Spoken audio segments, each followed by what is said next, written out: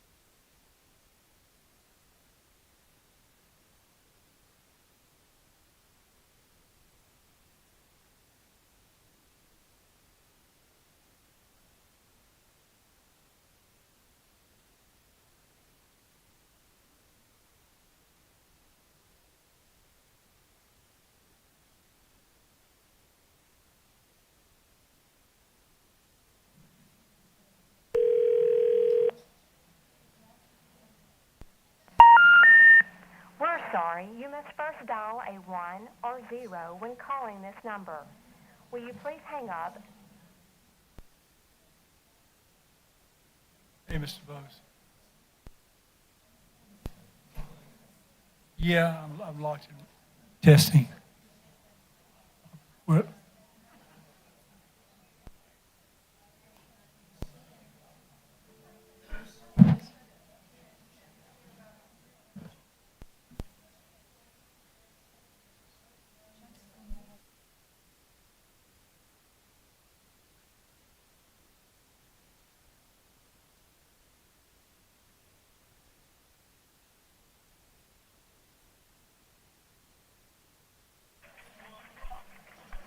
Russell.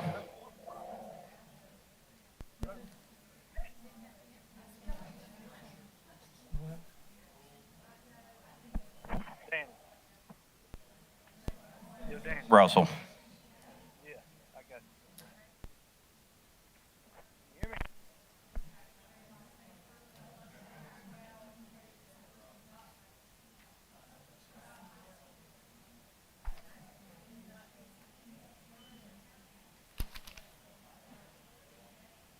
Hang on. Can you hear me? Yeah, hang on. I'm going to AirPods. Can you hear me? Yeah, slightly.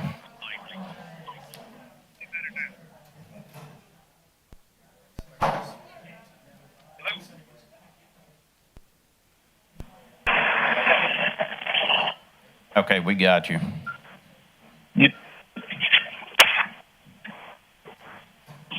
You got me? Yep, we got you. I'm going to put you on mute until we start. Start.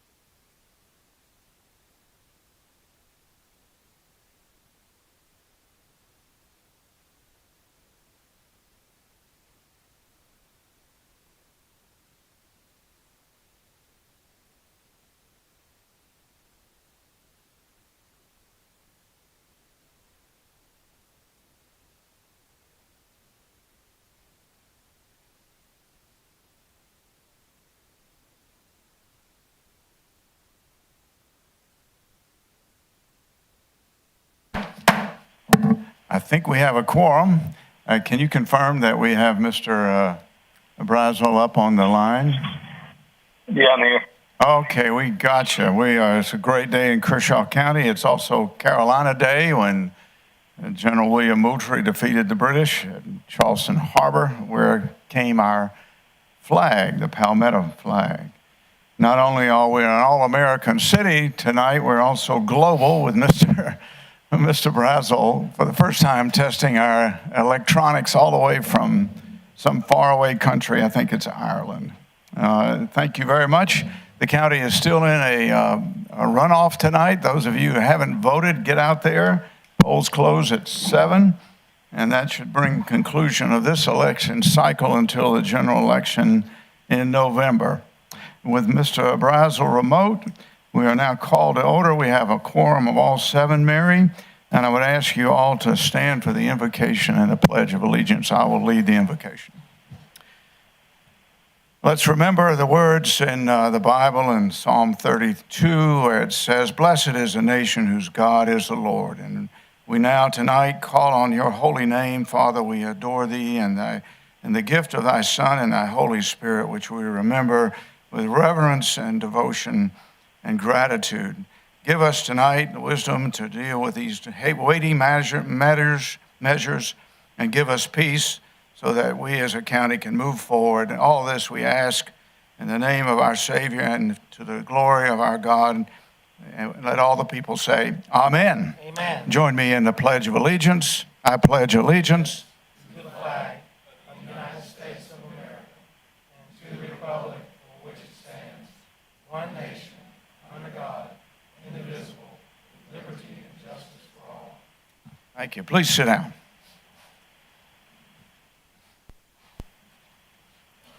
With that, we go to public comments. Mr. DeBose, tell me how many we have signed up. Mr. Chairman, 4 people signed up, but the first 3 who signed up have indicated they wish to speak as a group. All right. And so the first 3 that signed up are Dr. Harrison Goodwin, Dr. James Smith, and Todd McDonald, and I think they're from the school district and want to speak on fee in lieu of tax. And then we have 2 others.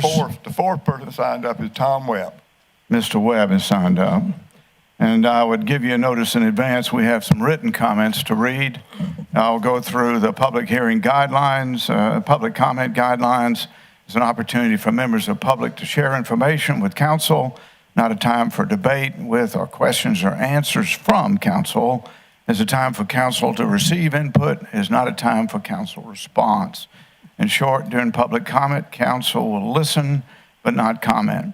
Offensive and inappropriate comments will not be tolerated, and comments should be limited to statements and rhetorical questions. If a group would like to speak, which we currently have, welcome Mr. Chairman and Mr. Superintendent, and you, Todd, would like to speak, a spokesperson should be selected. Public comments is a time to discuss issues, and a maximum time of 5 minutes is allowed. Please, Mr. McDonald.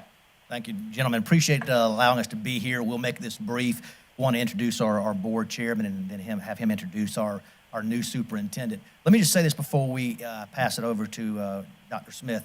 Over the past 4 years, we have had an amazing working relationship with this council. We've come before you before with items. We've worked cohesively with ad hoc stuff. We have not asked for millage increase in the past 4 years. We're all on the same mission. We might get about it differently, but we'll have the same mission to make Kershaw County great. So I thank you for allowing us to speak. And with that, here's Dr. Jim Smith. Thank you, Mr. McDonald. Chairman Byrne and Councilman, we are grateful for the relationship that we have had throughout the years. And at this time, I'm not going to continue to talk. We have something that we want to pass out, but at this time, I'm going to turn it over to our district superintendent, in whom it's been an honor for the last several weeks that we've been talking, and I'm glad he's home, so he's going to come. Thank you. All right. Good to see you, Harrison. Bring the microphone up to your mouth. So there you go. Thank you. And Mr. Chair, I listened real closely about no offensive remarks, and I'll certainly try to adhere to that. Members of the council, appreciate the opportunity to come forward. No, I'm not the new superintendent, come to rattle a bunch of cages and all. We have had a little bit of information that has come to us during y'all's budget process that we just wanted to make a quick comment on, just so that we're all on the same page, because I do understand the great relationship that has gone on over the past 4 or 5 years. And it certainly is one that I value because it's something that I'm used to, just to be honest. And it would be foreign to me not to have a good relationship with the county council. But our comments just revolve around mainly fee in lieu of, and not even particularly what y'all are dealing with right now.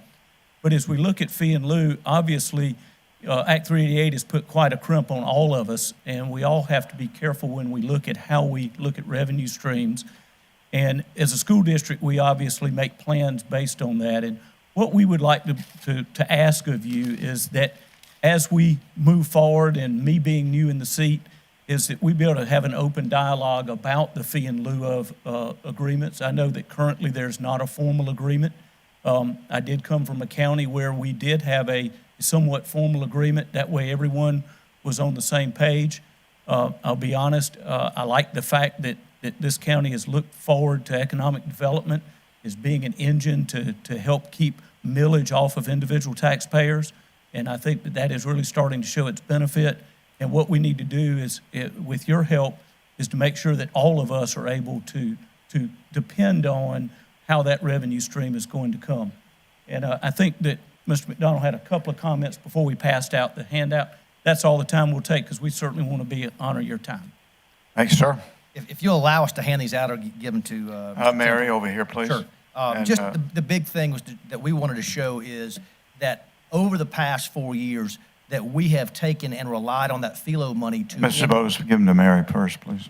to increase our SROs in every school. We have an SRO in every school, and as this breaks down, you'll see that our funding for SROs has increased dramatically over the past 4 or 5 years, as has the philo agreements. And so if there's changes in that, then we're forced to look at how do we continue that safety. And so I'm just asking, as we work together, the number one thing for the largest employer in Kershaw County is to keep the kids safe at all times. Again, guys, thanks for your time.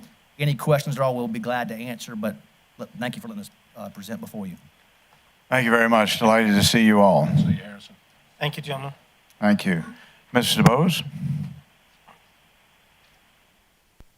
The next person that signed up, and he's the last person that signed up, is Tom Webb.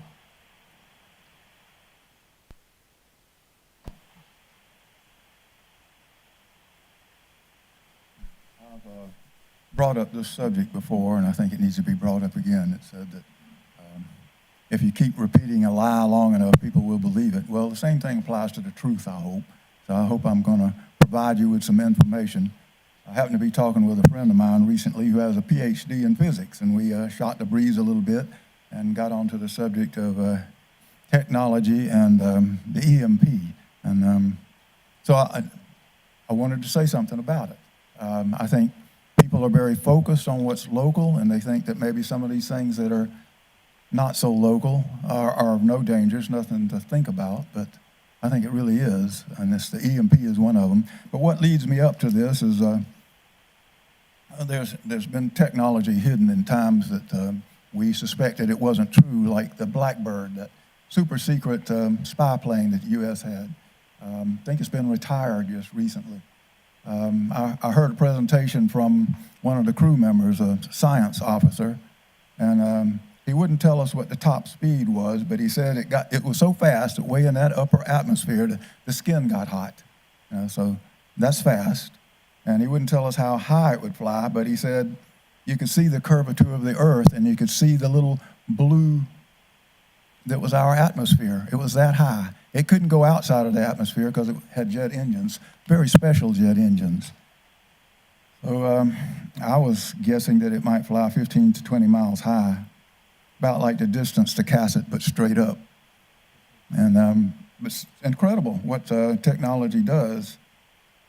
But the atmosphere doesn't run out just abruptly. It's gradual. So when you get up to about 100 miles or so, it's not really much there. But here's another thing, probably as real as the Blackbird that people thought didn't exist, and more than science fiction. It's the EMP, the electromagnetic pulse. it may be the weapon of choice against the United States, just any old time. I mean, there are several countries that could do it. It doesn't require an intercontinental ballistic missile to deliver the thing. The missile only has to reach about 150 miles high, carrying a nuclear weapon that can be detonated just out of the atmosphere. And the bright X-ray, high-frequency X-ray, the gamma ray, affects the atmosphere below it, driving the electrons out in such a rush that it produces a magnetic field, a tremendous magnetic field, like a zillion lightning bolts, and over a wide area. It's been theorized that 3 of those popped off over the United States would disable us, that our grid would go down, the transformers would burn out, anything you've got plugged into the wall in your house will be zapped, that it would even affect the computers in your automobiles. It wouldn't burn them up, there wouldn't be smoke, but solid state equipment is very sensitive to over voltage, which could certainly happen, enough that you won't be able to run your vehicles anymore. So America would be left, some people say, in the Stone Age, but it wouldn't be quite the Stone Age. It would be maybe even more dreadful than that when the food quits coming, vehicles don't run, there's no electricity, the transformers are burned out, and it takes years to replace them. Some of these really big transformers could take years to build, actually. I don't know what we would do, except that I think one thing we could do that I'm always harping on is buy some rice and beans to try to get by for a little bit in hopes of something that would come along to save us all. This could be the end of America. And I can give you a slight example of an EMP. Some years ago, I had a wire probably 50 feet long wrapped around a pine tree. Don't remember what the other end was wrapped around, but it was for supporting grapevines. And there was a lightning strike, probably within a couple of 100 yards. There was a flash and a pop, like a firecracker.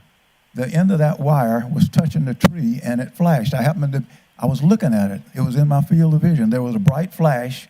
At the same moment the lightning struck, maybe 200 yards away, it popped like a firecracker. So that wire picked up, in effect, a small EMP from a lightning strike that was just static electricity, and it was enough to get my attention. I went inside. So that's my presentation. Thank you very much. Please be cautious. Thank you very much, Mr. Webb. With that, Mr. DeBose? Mr. Chairman, that concludes the sign-up list for public comments. All right, and I also tell council that we have a written comment from Mr. Matt Harrison under our rules. Hutchinson, excuse me. Matt Harrison is related to me. Under our rules, it's 300 words. This one came in significantly over, so I'm going to ask Mary to read it and paraphrase it to keep it within the time limits. Mary, would you also tell us where a hard copy might be obtained? They all have them at their desk. Can you make sure your microphone's up? They all have them at their desk. Okay, very good. Would you go ahead and read it, please? Sure.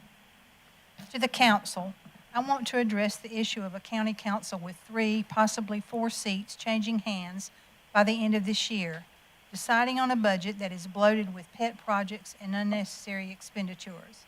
District 5 is being represented right now by someone who isn't a resident of the county.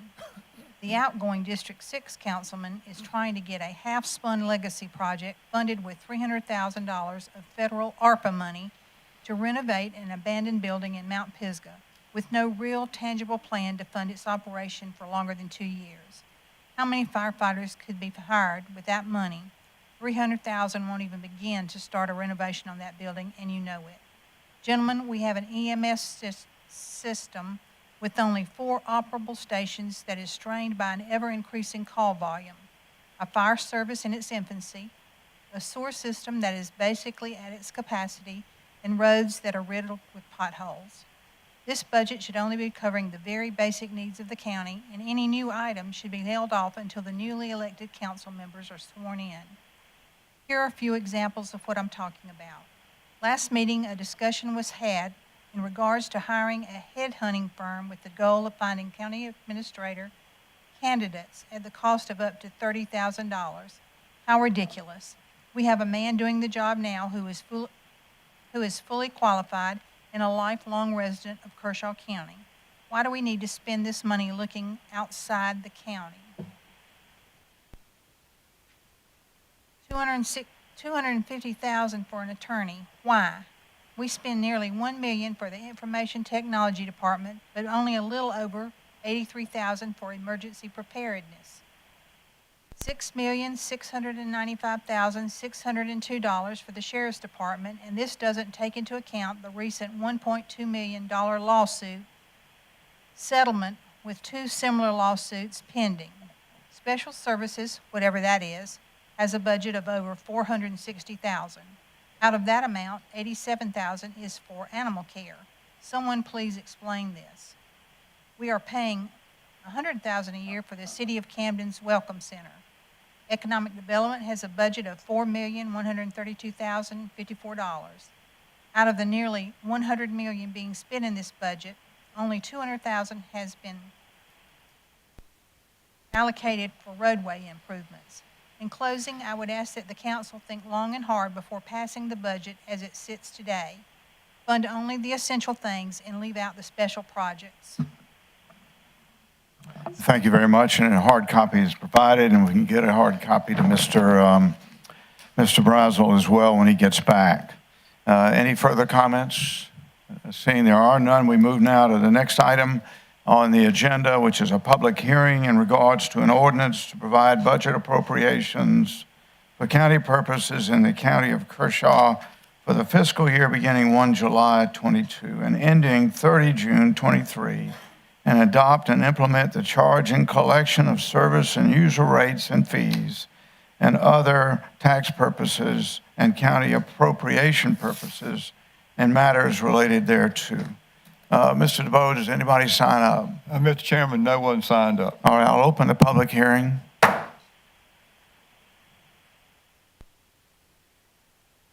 And after a decent interval, I'll close it and move to adoption of agenda, which is the next item. Can we have a motion to approve the agenda, which is on the screen? Motion to approve, Mr. Chairman. Mr. Tucker, a second. Second. From Mr. Gardner, any discussion? Over to you, Mr. Brazel. Any discussion? None. Okay. I do have one question, Mr. Jones, under new business. Item number 1, county council rules and order of business. Is that for a vote or for discussion? That's for a discussion. Thank you very much. And that's very helpful, sir. With that, let's move to a vote. All those in favor signify by first Mr. Brazel. Aye. And all others, raise your hand. And it's unanimous. The agenda is approved. Approval of minutes. It's at tab A, page 3, dated 12 June. Can we have a motion to approve? Motion that we approve our minutes, Mr. Chairman. Mr. Tucker, a second. Second. Mr. Gardner, any discussion? Just thank you, Ms. Mary. Thank you again, Mary. With that, we move to a vote. Mr. Brazel, how do you vote? Aye. And all others signify with a hand. And it's unanimous, Mary. We move now to an ordinance, third reading of an ordinance to provide budget appropriations for county purposes in the county of Kershaw for the fiscal year beginning 1 July and ending 30 June, and adopt and implement the charge and collection of service and user rates and fees and for other tax purposes and county appropriation purposes and matters related thereto. It's, if you can move to the item on the screen, please. It's at tab B, and it's at page, can't see, 8 in your book. So with that, can we have a motion to approve? Make a motion that we approve third reading of the appropriated budget for 2022-2023. Mr. Tucker, a second? Second. Second, very good. It's on the table. Mr. Tucker, I believe you have some amendments. Mr. Chair, Yes. may I make a statement before we get started, please? Well, About the that's budget. not within our rules, Mr. Well, Jones. it would be fine. It's just something that's concerned me. Well, we'll have an opportunity during the discussion. Mr. Tucker, go right ahead. Thank you, Mr. Chairman. Thank you so Pass much, this down, please. Mr. Chairman. You pass it down, please, to Mr. Cornell and Mr. Jones.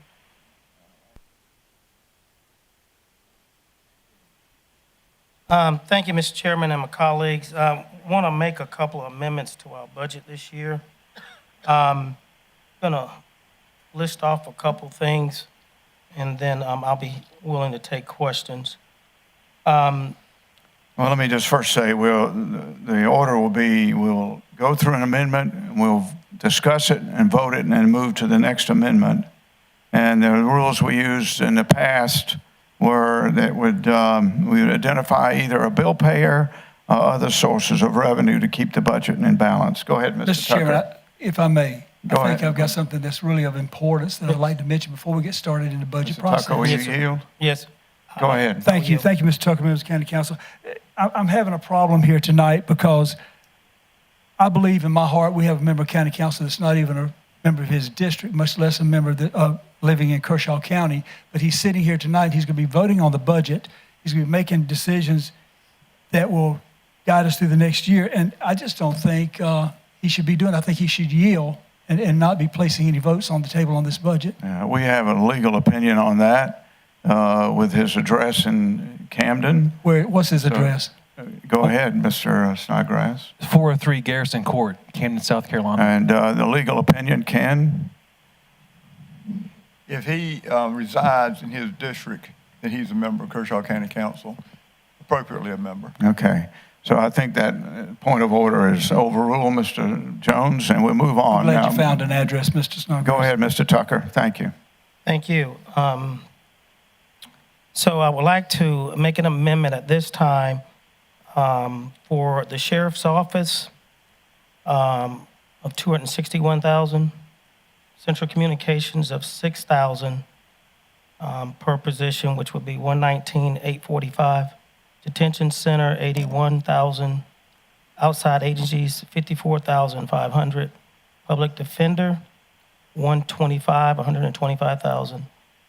The solicitor $75,000. Humane Society $75,000.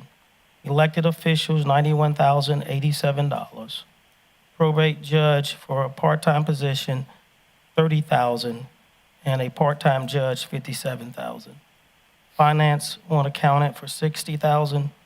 Public Works road inspector $90,000. Voters registration for an election system specialist $55,000. IT person here for the county at $75,000, and fuel dump of $280,000. That totaling where the funds will be coming from will be from a 5.2 mil increase. Can we have a second on that, please? Second. Second from Mr. Gardner. Discussion, Mr. Tucker. Yes, sir. Thank you, Mr. Chairman. These things are what we need to continue to provide the services and have a functioning county government, and therefore these are what the request was from the different departments, and we're just trying to give them the tools to work with. Very good. Mr. Gardner? Yeah, pretty much the same thing. These are requests that have come to us. This is not what we created, but these are created, like the sheriff's had asked for $5,000 per deputy to keep up so that he's not losing all of his deputies. This also includes a litter officer in this that our great Kershaw Clean Community Commission has asked for, that they need to keep litter, and these are all requested amounts. Thank you. Very good. Other comments? If I may, Mr. Jones? I want to make an amendment to that, please. All right, let's hear it. Okay, Mr. Chairman, I make the following motion. I'd like to move that we increase the pay for each Kershaw County deputy to $5,000 per year. Of course, they'll have to take care of their deductions and everything out of that $5, so it won't be a total $5 for each one. Also, an increase to the personnel line item for dispatch as $120,000 for our 9/11 employees. And I'd like to direct the staff to use the funds in our county reserve in order to eliminate the need to increase taxes or fees, and to use the money we already have available to us. By increasing the salary lines for these two departments, we can ensure that we have the ability to retain a high-quality service for the deputies and dispatchers and attract the best applicants to serve in these vital first responder roles. And let me just say this, because I know what's going to come out of some of you's mouths. Why don't we get a second, Jimmy, and then you can talk. Do we have a second? Mr. Brazel or anyone else? We don't have a second, so the motion fails to carry. We move now. I'm very Any other disappointed in discussion? everyone up here. Any other discussion? Seeing there is none. sure. Yeah, Mr. Snodgrass. I was just looking at this list, and a lot of this comes to us over months of a budget workshop that we've been a part of, and budget meetings that we've been a part of probably since January or February, as we've been planning on all of these. Couples that stand out to me is, in the probate office, it was very alarming to me when you hear about how the mental health of our area and the cases just in mental health side of probate this is an approximation, but doubled or has increased exponentially. And I look at this list and I see essential services like that. I see central communications. Sheriff, as important as you guys are on the road, I would think that you would admit that dispatch is vital to what you do. I've heard it articulated like this. You can have a nice car with everything, all the bells and whistles, but if you have a small gas tank, you're not going to go far. And dispatch is that fuel, is that dispatch for our public service. And so as I look at this, I see all things that are vital to our growing county. And I'll be able to support this tonight. Nobody wants to pay more, but at the same time, these are all services that we get calls about. We get calls about litter. We get calls about dispatch and response and things of that nature. The county's growing. The IT needs are growing within all the departments. And so I thank y'all for putting this together. Thank you very much. Other comments? If I may. Please, Mr. And Jones. then I'll let Mr. Cornell go. Talking about the budget, I had asked Mr. Carpenter, I think it was September 14, 2021, and County Council, what is the plan for the radio replacement for first responders? I know that the county's radio replacements would be approximately $2,500,000 right now. I think Ligoff Elgin could be up to $465,000. And as of July 1, 2025, the Motorola Solutions PAL 800 will switch over, and all the radios will be obsolete. And some counties have already purchased and are awaiting radios. COVID has a backlog of almost 2 years. If I could, can I get some clarification on that? Mr. Templer. Well, I'd actually like to speak to one of your finance people, if I could, Danny. Sure. Tyler? Or, yeah.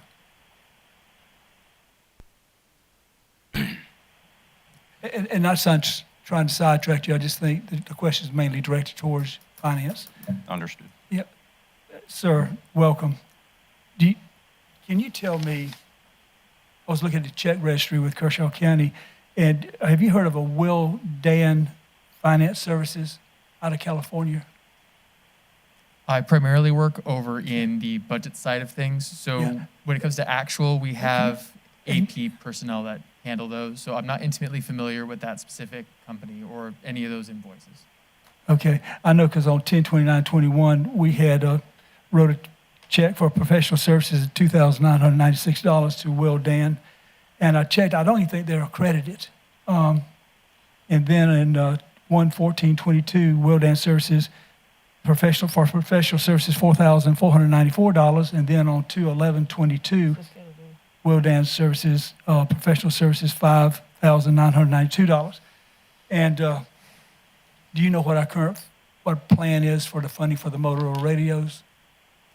So just to double check, those are usually handled on a departmental basis through either ongoing capital requests that we receive through the departments, or for smaller purchases through, there's a non-capital equipment account for purchases that are less than $10,000 for single replacements. We'd have to get slightly more specific for me to be able to be helpful here. Okay, actually what I'll do is I'll give you the information on Will Dan, and if you can research that and give me a answer on that later, I would really appreciate that. I'd love to. Also, I I know we have the ARPA money, and we had talked about putting some of that aside for the radios. Where do we stand on that? And that's all part of the budget. Mr. Templer, do you want to answer that? Yes, sir. Motorola does an excellent job of always moving the finish line for us. So once we complete one phase of what Motorola demands to use their product, that it probably only lasts about 3 years, if that. I think So that's something that we always have in the budget. We're always looking at a replacement plan, and it's a large cost. Those radios are about $6,000 a piece for a handheld. So to get further specifics, I can have the fire chief come up here, because that would fall under his We'll step in just purview. 1 minute and give you Sure. some clarification. Chief, come on up. Thank you, Tyler.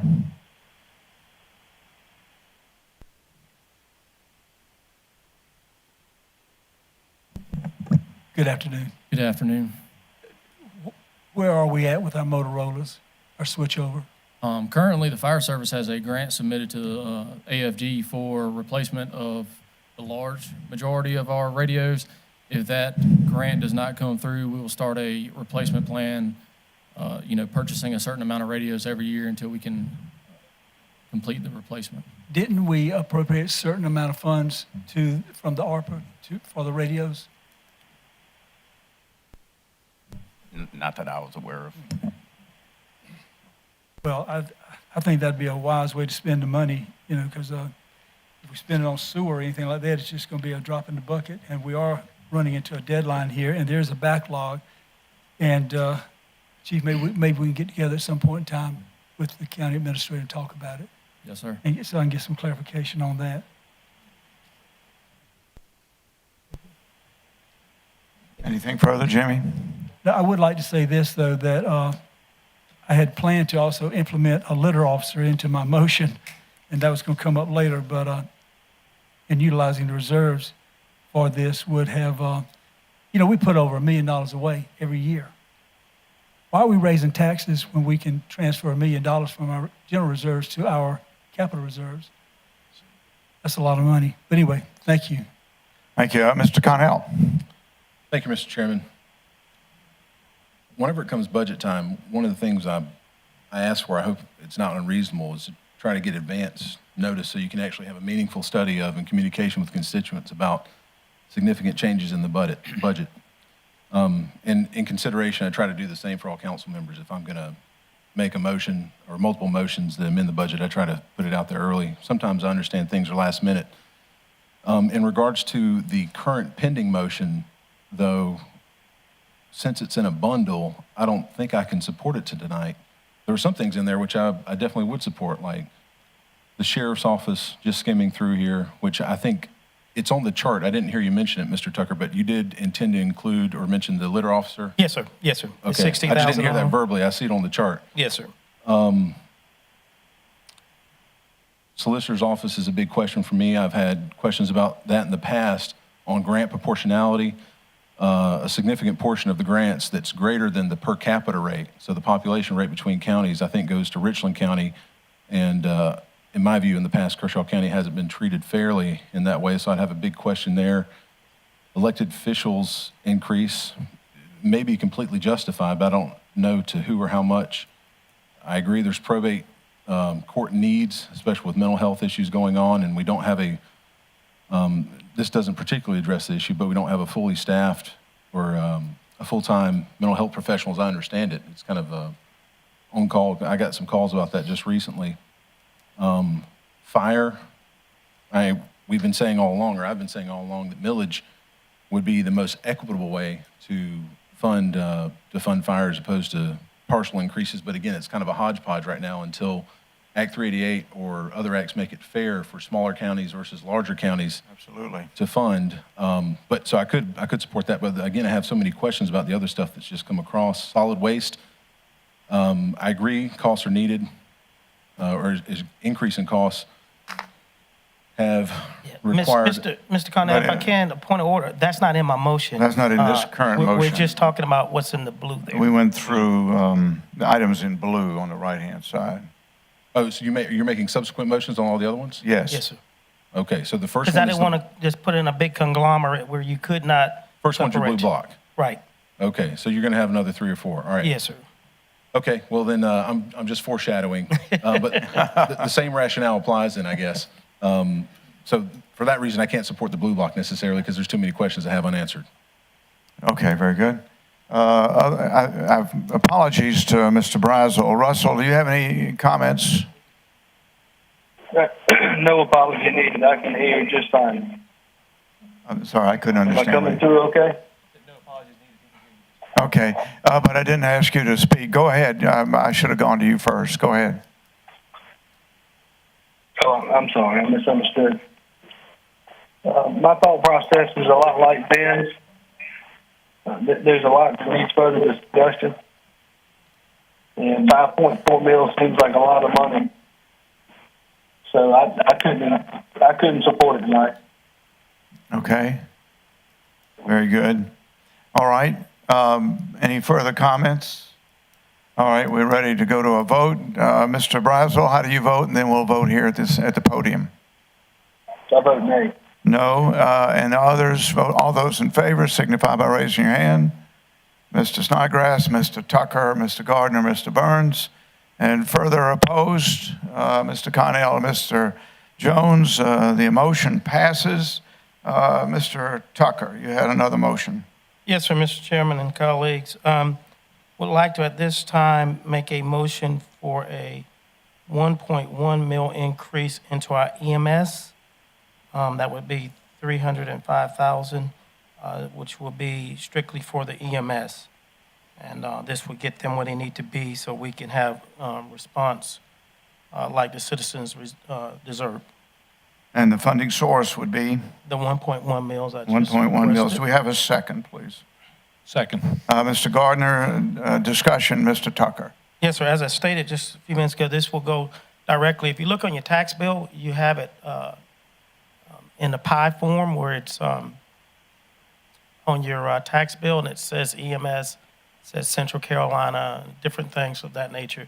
So this is where this money would go to solely support EMS. Very good. Mr. Gardner, any further? This is just a reflection of a growing county. As we grow, our needs grow, and EMS is no different than any other department. They have needs, and this will help offset some of their needs. Very good. We have Gerald here, by the way, for expertise. Mr. Brazel, 1.1 mil increase for EMS. Do you have any comments? The only comment I had is that this is the first I'm hearing of it, so I won't be able to support it. Okay, very good. Other comments, please. Mr. Chairman? Yeah, Mr. Connell? I'd like to know from staff, what percentage increase is that in the existing budget? Just roughly, I'm not pinning you down. I would say probably around in the lower single-digit percentile. Is it less than the current inflation rate at 6 to 8%, whatever it is right now? I would assume, yes. And does this represent all personnel, all capital, or a mix for you or Gerald?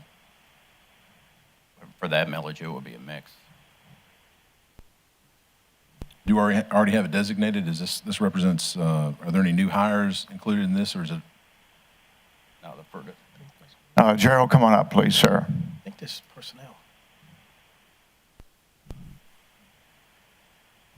Thank you. I appreciate the opportunity to speak.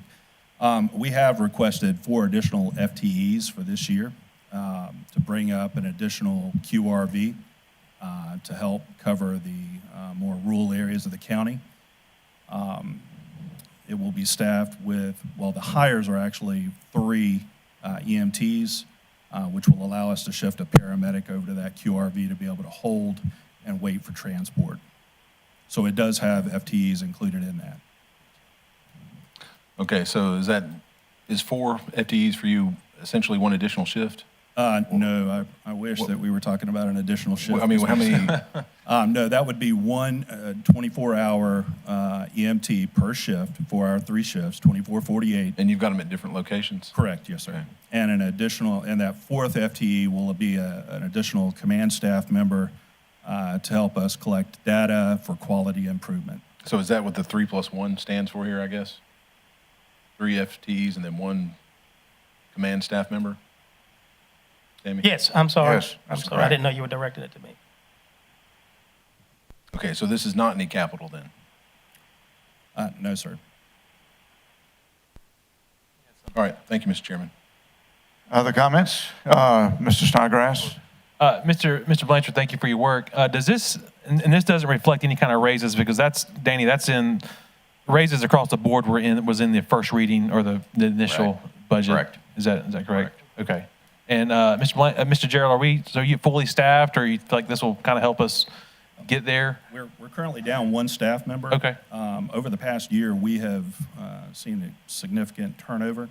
EMS is a very transient field, unfortunately, across the state, as we've discussed before. We've done a fantastic job of keeping those vacancies at a bare minimum. This additional FTE will allow us to cut down on overtime for when we do lose someone. They will come off that QRV and slide into an ambulance, as opposed to having to down an actual station. Okay. Thank you. Other comments? Mr. Templer, do we know, just based on the value of the mill, so, 1.1 increase, what is that, just kind of for the lay mind, what does that equate to as far as per $100,000 home, kind of the dollar figure? I would have to defer to finance on that. Okay. Ms. Brown? Other comments? The issue of manning of the EMT is extraordinarily important. What's that? Is that something the finance could answer for us now, or? Yes. Tyler? If you don't have the answer, give it to us later. Do you have the answer? Okay. He's working to get you the answer. Approximation's fine. While he's doing that, I just say that manning our EMT is extremely important. And that's a high skill and a high payoff. And we are competing with other counties. And I do appreciate, number one, as Mr. Snodgrass said, we have increased pay across our personnel. And secondly, this is an increase in full-time employees. Any joy there, Tyler, yet? You're under About pressure. $4.40. Huh? $4.40. So in real dollars, that equates to on a $100,000 house, per $100,000, about $4. $4. Okay. All right. Thank you. Thank you very much. Okay. Further comments? I think we can move to a vote. Can I make a comment? Yeah, Mr. Jones. I think this is a discombobulated way to handle this budget. There's a lot of things thrown out here that are huge, huge amounts of increases. Thank you. Thank you, Mr. Jones. Other comments? All right, we move to a vote. Mr. Brazel, how do you vote? Vote nay. Others here, we now move to a vote. All those in favor signify. Mr. Snodgrass, Mr. Tucker, Mr. Gardner, Mr. Burns, and those further opposed, Mr. Connell and Mr. Jones, and the motion passes. We move to a third motion, Mr. Tucker. Yes, sir. If you would go down to the bottom of your sheet there, where it says CCTC, funding operations at level committed to, I would like to decrease millage by 0.2 mils for CCTC. That would go back into general fund. All right, a second, please. Second. Mr. Gardner, discussion, Mr. Tucker. What's the rationale here? The rationale behind this is that the state is now picking up our scholarships for our kids. So we no longer need to have that into that budget. And so we stuck it and put it back into the general fund. And that's 0.2 mils. Yes, sir. All right, Mr. Gardner. Can't add anything to that. Okay, Mr. Brazel, any discussion? No, sir. Very good. Other discussion, Mr. Jones. Okay, excuse me, Mr. Tucker, about how much does that equate in dollars? Roughly about $65,000, $70,000. Okay, and that will go back into our general fund? That's correct, sir. Okay. Very good. Excuse me, Mr. one question. Go ahead, please. No gimmicks? No, honestly, it's not. Okay. None of this is gimmicks. Yeah. Okay, numbers. Mrs. Snodgrass, please. Mr. Tucker, so, obviously a decrease to our community college, but if I understand this correctly, essentially we're still honoring the level of commitment that we've always had to them, because this kind of represents, when you look at reassessment and the increased value of the mill, this is still within the bounds of honoring the commitment that we've always honored? Yes, sir. Yes, sir. So we're not underfunding them or taking anything back than what they had from previous years. It's just that we're wanting to stick keep them where they're at, and the monies that they're not able to use or shouldn't be using because someone else is paying. Right, because they have other funding sources now Right. that were not there years ago. Exactly. When we first did this, they didn't have these fundings. It was, Kershaw County citizens funding our students, which I thought was a phenomenal thing. And so therefore, that's no longer needed.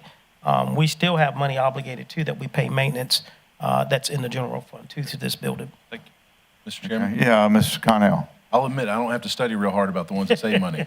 I'll admit that. I wish it was more. But I think the commitment that we made to Central Carolina of designating mill was the substantial move.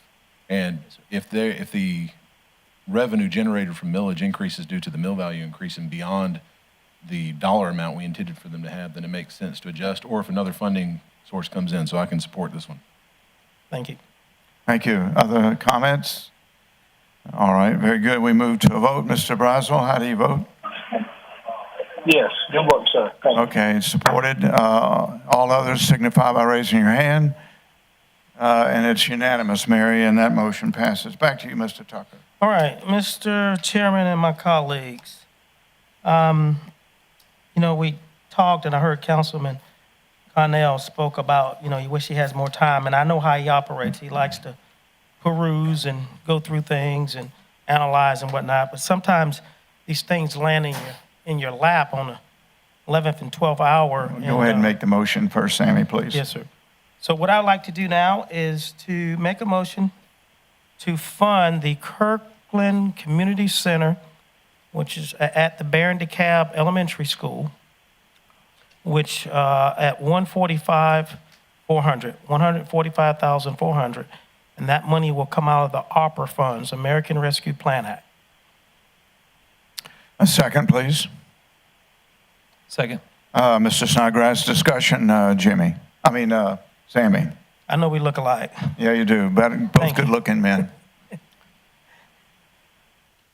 As I was saying, this request came to me yesterday, and the young lady who is a part of this, she is here tonight if you happen to have any questions. But as you can see, the handout I gave you, they're planning on doing some of the same services, and they're off and running already with applying for the 501c3.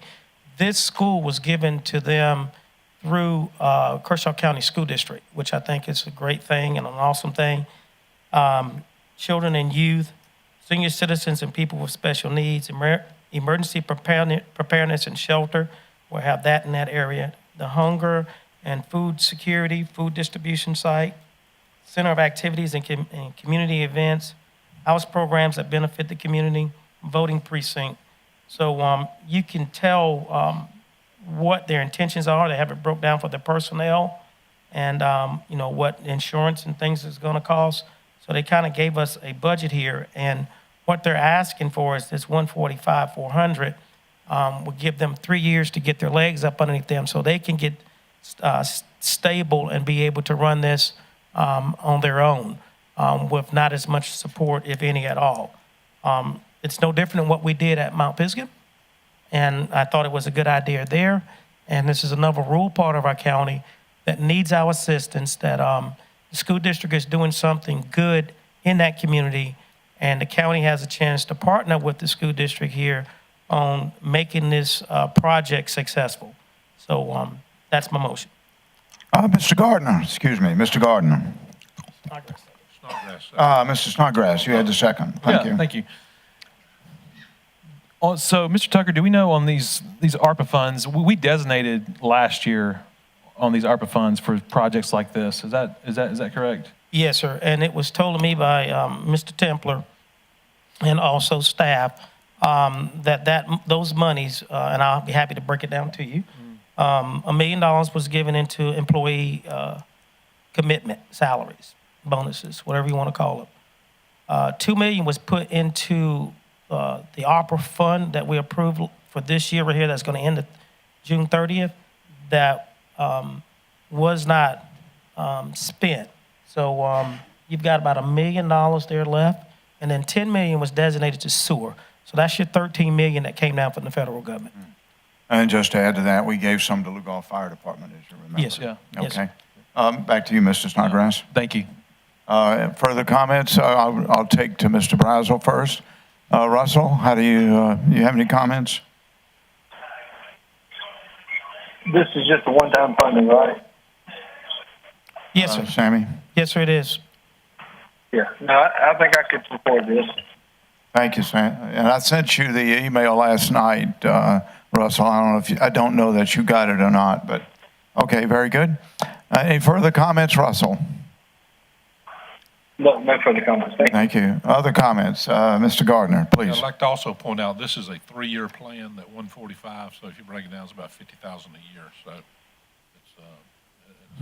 this is not an annual amount or anything like that. This is $145,400 over 3 years. Thank you. Other comments? Mr. Chairman. Mr. Connell. Yeah, this is one I can support tonight. I've heard from the folks who are involved in this project. Originally, the ARPA funds, if you look at the scope, it was fairly wide. I mean, there's some things that we couldn't use it for in the county, but it also could have gone back individually to households. The first motion I think we made off of, or that the council actually acted on, was a bonus to county employees, which I had some reservations on. So any effort to send these funds back into the community, I think makes sense. Get it back to the people. Thank you, Mr. Chairman. Other comments? Yes. Mr. Jones. My comment is, going back to the ARPA funds, how much do we have left? We've got 10 million left that you can put into sewer. Ask that one more time, please, Ms. Jones. How much will you have left? After this right here, that's probably more of a Mr. Templer question, but I'm thinking it's probably $500,000. Well, I'm concerned, guys, I don't know why, but I'm really concerned about the radios and getting those switched over. And I know we had talked about assigning some money to it, but we're spending that one-time money on all these other things. I don't know why we just can't go ahead and take care of our radios and update them so that we won't be caught off guard when July 1, 2025 comes, especially with the backlog. Okay, thank you. Other comments? But I wanted a response. Go ahead. Yeah, like I said, I think it's a little over half a million, about 550,000 that remains. Restate your motion. My motion is to fund the Kirkland, not Kirkwood, Kirkland Community Center at Barron DeKalb Elementary School from the ARPA funds at $145,400. And this will be for a period of 3 years. What will our balance be in the ARPA funds? That's my guesstimation, about 550,000. You take that from the million. If you take the 300 from Mr. Gardner's request earlier, last meeting, and then I rounded up to 150. So that leaves about a balance of 550,000. And I think there will be some more requests coming before tonight. You know, I know we have designated 10 million to sewer, correct? Correct. But that's a drop in the bucket to what we will have to pay going down the road. I mean, that's literally throwing money away, in my opinion. I'd like to make an amendment. Okay, let's hear your amendment, please. My amendment is that we take $465,000 out of the ARPA money, and we take $2,500,000 out of the ARPA money, and that 465 would be Lugol Fire Department radio replacement, and the 2.5 million will be the county radio replacement that we are going to have to be addressing pretty soon with Motorola Solutions. That is my motion. Do we have a second? I'll second for discussion. For discussion. All right. Jimmy, go ahead. Okay. Guys, we can make the decision. We can do it. We can take that money and we can spend it and we can get those radios, and they're much needed. If we don't move quickly on that, we're going to be, I think, sitting in a pretty tough situation. Yeah. Can you recount the dollar amounts, Yes. Jimmy, so I got them from me and Mary? Go ahead. Yes. It's $2,500,000 for the county, and that's approximately, of course, give or take, and then $465,000 for the Lugol Fire Department. Now, what would be the source for those funds? The source of the funds. Yeah, where would you get the 2.5? He said ARPA. I thought I just said that. I just didn't hear it. ARPA? Okay. Yes. ARPA for both? Yes. Okay. He's wanting to go into where we got a reserve for the Correct. sewer, is what he's Correct. saying. So that would take away from the sewer. Well, it makes a whole lot of sense to me. Okay. All right, Mr. Connell, you had the discussion Yeah, on for it. discussion, this is why I seconded. I wanted to just ask Mr. Templar, or whoever can respond, is the issue as pressing as Mr. Jones presents it, such that it, and why wasn't it covered in this particular budget by staff originally? Or is this something that needs to be covered in next year's budget? It is pressing. Communications will always be pressing, but from what I understand, there is $500,000 in this year's capital budget, when I was told by Mr. Carpenter. So it is being chunked away at. So you already have $500,000 set aside to fund this particular concern in this year's capital budget? This year's capital budget. Okay. Well, to Mr. Connell's question, there was also a grant that we heard about. So that grant would be known when, Fire Chief? By the fall, by October. So that may give us time to maneuver on that. And Mr. Jones, if I may, Mr. Go ahead, Chairman, Mr. Tucker. I think that request for the county is 1.5, not 2.5. Well, I figured it up at 2.5. Fire Chief, can he answer that? Yes. Come on up, Chief. We got Mr. Brazel will need to hear your answer. Or Gerald may can answer it. I know just for the fire service is about 1.3 million. Just for the Just county for the fire service. The county Yes. fire service. So that's not including the sheriff's department or EMS. Yeah, but that's, I'm talking about the entire county. Yes, sir. 2.5. Yeah. I don't know the exact total for the whole county, but I do know for the fire service it's about 1.3. And that works out about right, because if you go ahead and add the sheriff's department in and everybody else, it'll be about 2.5 million. Roughly. Okay. Thank you. Thank you. Mr. Brazel, any comments? Actually, I need a little bit of clarification. I'm sorry, I couldn't understand. Vice Chair Tucker. It needs clarification from Vice Chairman Tucker. Okay, go ahead, Sammy. Yes, sir. Which part you're Was not that, clear was that on? 100? Was that Thank you, Mr. Snyder. We still have $145,000 about a one time, minute. Hey, let's listen. or was it 3 times? No, sir. The 145,400 is one-time monies for 3 years. My amendment's still on the Okay, floor, so Mr. Chairman. Point of order. No, but he's I responding. can't hear him. ahead, Councilman Mr. Tucker. Brazel, I did not hear a word you said. Sorry. Hang on. No, you were fine. You just walked on over here live. Go ahead, Mr. Brazel.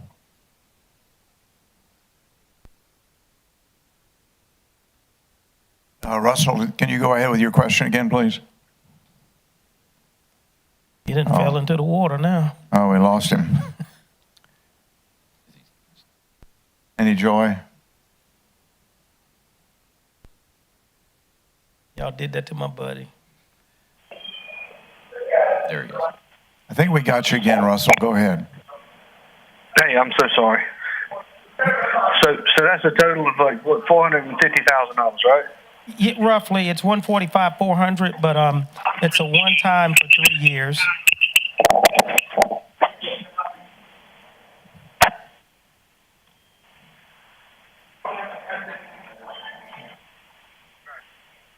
I'm so sorry. Okay, sounds like he's got kids in the background. All right. Mr. Chair. Yeah, Mr. I want to Snodgrass. speak to Mr. Jones's point of order, because if I understand, I think we're on an amendment by Mr. Jones about radios, and then Russell's trying to get clarification on the original motion. Right. And so, because I understand your original motion is money to come out of $1 million that's already been designated for nonprofits. Correct. And then Mr. Jones, his amendment's not going to come out of the $1 million for nonprofits. No, So I he just said- think we need to kind of clean that up. Yeah, he said out of sewer that we reserved the 10 million is what he was saying. Yeah. Am I correct, Mr. Jones? You are correct. Okay. That's correct. I heard him clear. Yeah. So I'll call the question. All right. Yeah, we're about to call the question. I would like to make a comment. We long ago agreed that we pursue with removing the sewer tax and pursuing a rate application so that people who are users would pay for the sewer going forward, and we would restructure the bond as to upgrade the sewer from 2 to 4. That is in the base budget already using the $10 million ARPA money. and the income from rate users, such as commercial, industry, and houses. So that is in the base plan already. That would divert from the base plan, and so Mr. Jones has now called the question that would take money from the sewer and move it over to radios. With that, let's go to a vote. Mr. Brazel, how do you vote?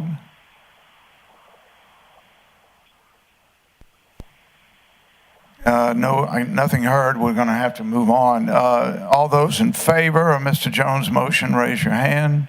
It's Mr. Jones. All those opposed signify by raising your hand. And it's Mr. Snodgrass, Mr. Tucker, Mr. Gardner, Mr. Burns, and Mr. Connell. The motion fails. We move now to the base amendment as made by Mr. Tucker on Kirkland Community Center. Mr. Brazel, I hope you can hear us. How do you vote, sir? Nothing heard. We move. Hello. There he goes. There he goes. Got you again, Russell. How do you vote, sir?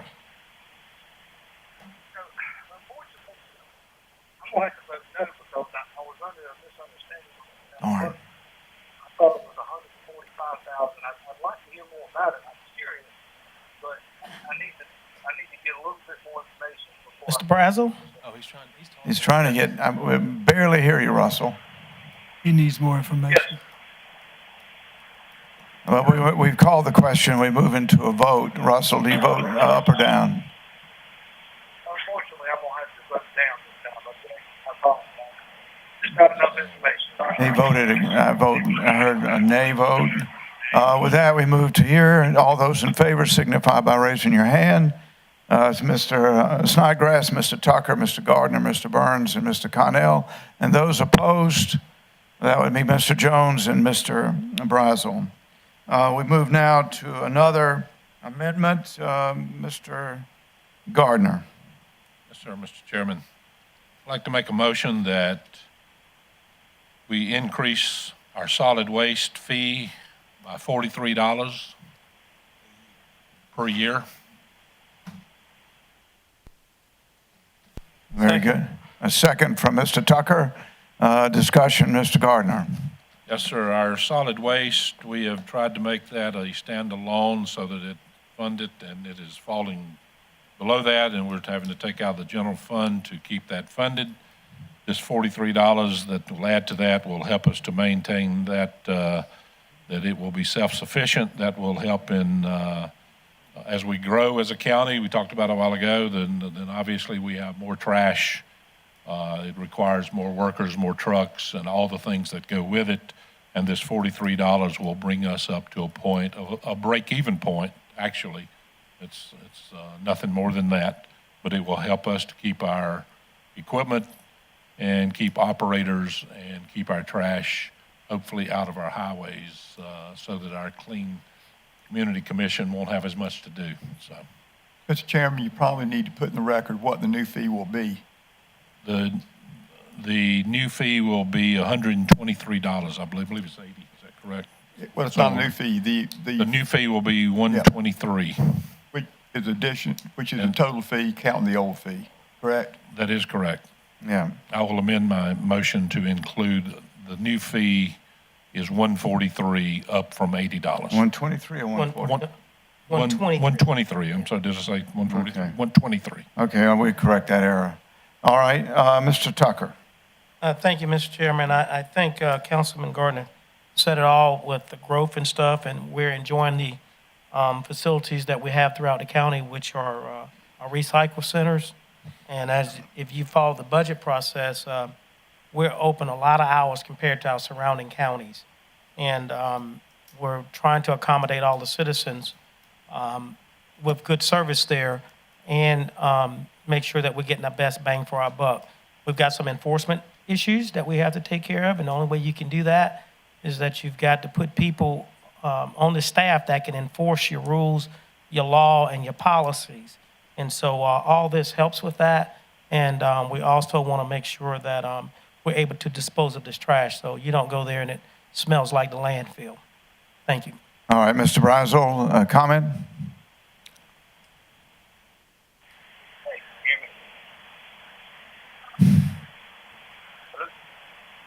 Is there a direct dial option with Mr. Brazel in Ireland? I can dial them in on my phone. Can you hear me?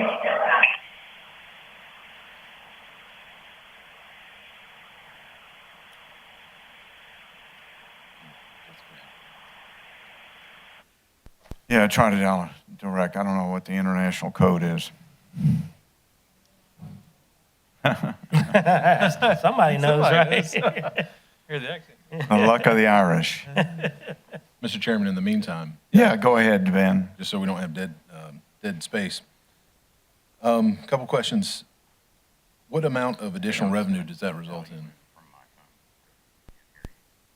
Say that again? Yeah, the increased parcel fee, what amount of additional revenue does that result in? Ooh, that's a Tyler question. Tyler, you want to try that one? All right. All right, next question, just for the public's benefit, is that all parcels or just improved parcels? It's the same parcels that you have now, which I think improve parcels. It's not, if you got a building on it, it'll get assessed. If not, then no cost. And then the other question was the additional revenue, what is that overall? That's $1 million. Well, I'm sorry. Yes, roughly $1 million. According to some of the numbers I had was 1.1 million, but Tyler can obviously speak to that. Yeah, can staff confirm that?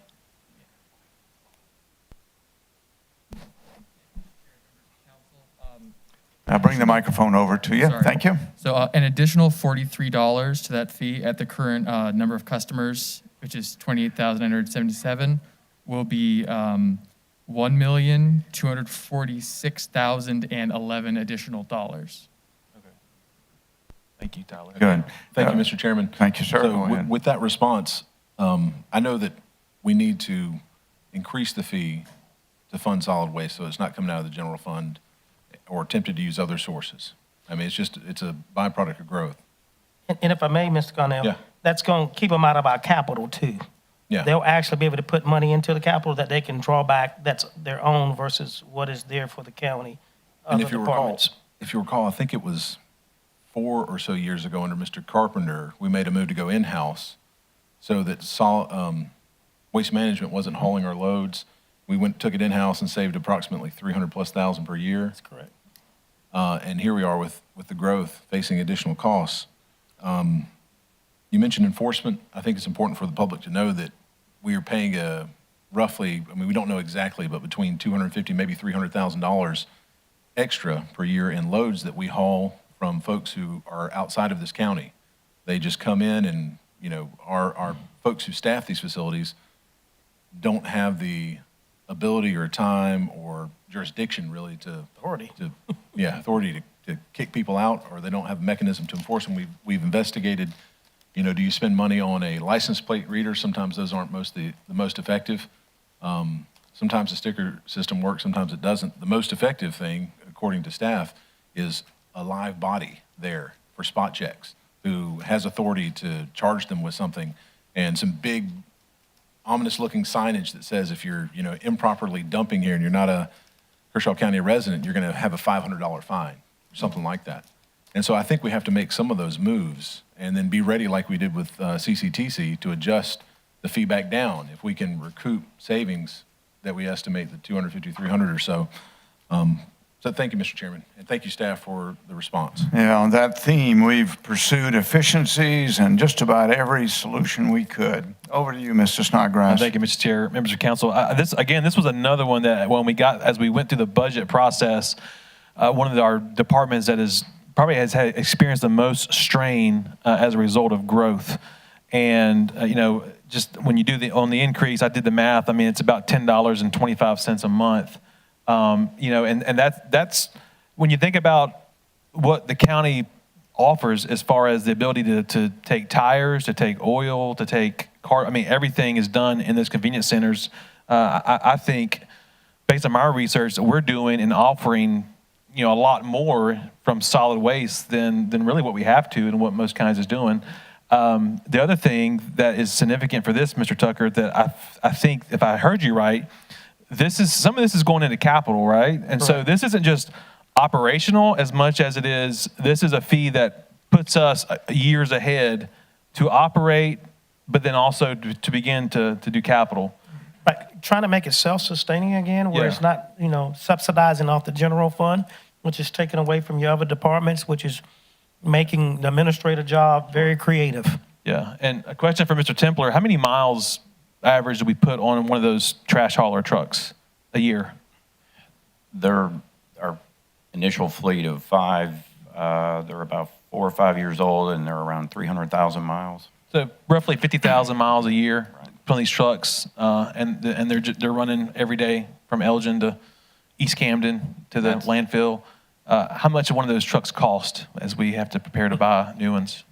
They're probably right now with the fitment of the rear components, probably around currently 280. 280. And the equipment, so at the landfill, so trash goes to the landfill, and then once it's there, we have to manage it, correct, and move it around. And right. So, I mean, what's the price tag on the equipment out there that moves and manages the landfill?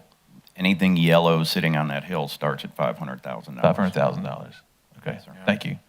And again, I think these are all questions that we know, but I think it's good for public discourse to really think about, most of us, when we place our trash at the airport convenience center, or there on Black River Road or anywhere else, you forget about it. It goes there and you forget about it. And man, there are, from what I'm hearing, 4 or 5 steps of that trash being handled, and this fee goes directly to manage that.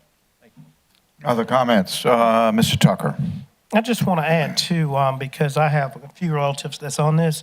If you got sanitation pickup, your bill's about $20, $25, and it may have gone up since this uptick in fuel per month. So you're half of what curbside is charging, sanitation companies that's here in the county. They do a great job. You don't have to go anywhere to take it, but you definitely pay a lot more, double the price than what the solid waste recycle centers and things that we run here in Kershaw County. Yeah. Other comments? Did we get comms with Russell Brazel? He has a bad connection on his end. I had him on my phone, and it's dropped. So And it dropped? It dropped on my phone. Well, we're going to have to just proceed. I regret that, and we'll need to catch him up when we're done. With that, I'm ready to call the question. All those in favor signify by raising your hand.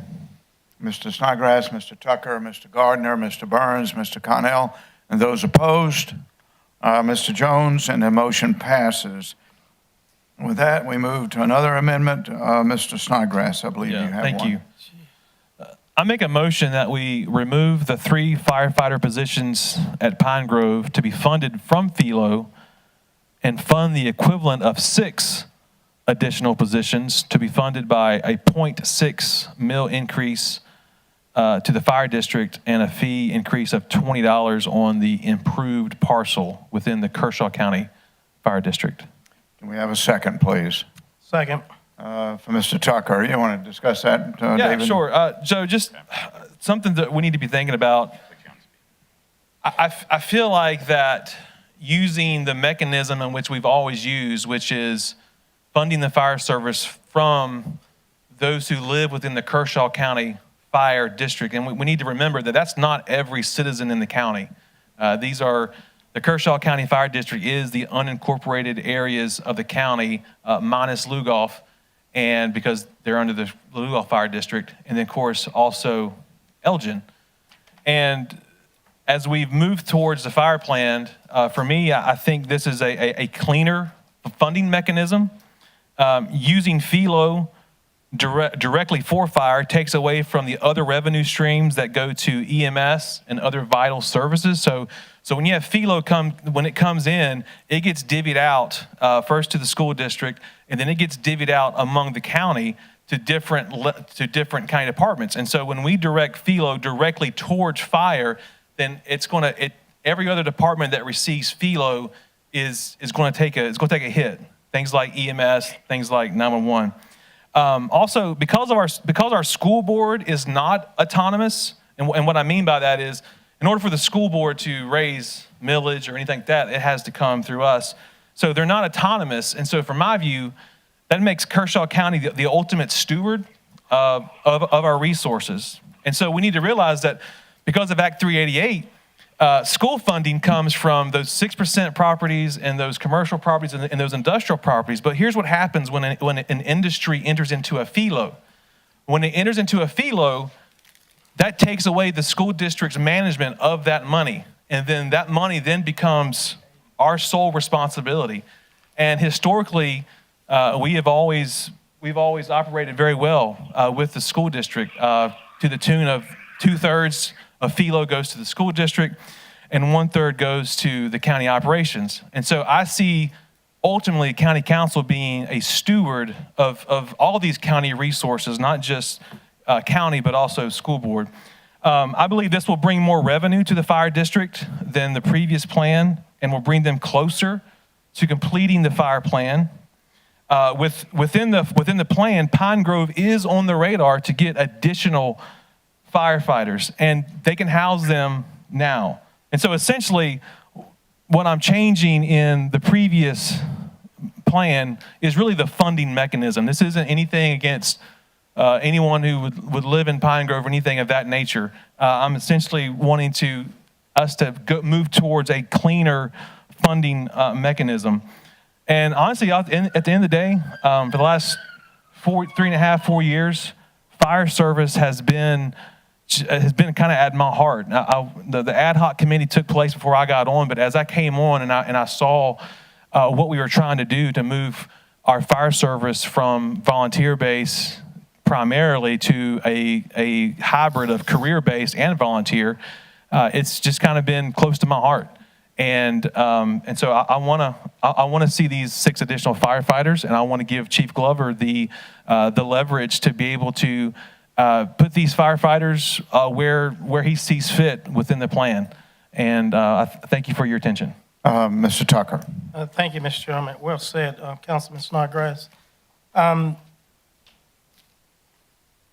know you probably sat here and heard last meeting on innovative ways to do business. Think out the box. Well, I haven't been sitting up here not trying to think out the box. I just think of others more so than I think of myself. And I say that because that's just how I was raised. That's just the American that I am.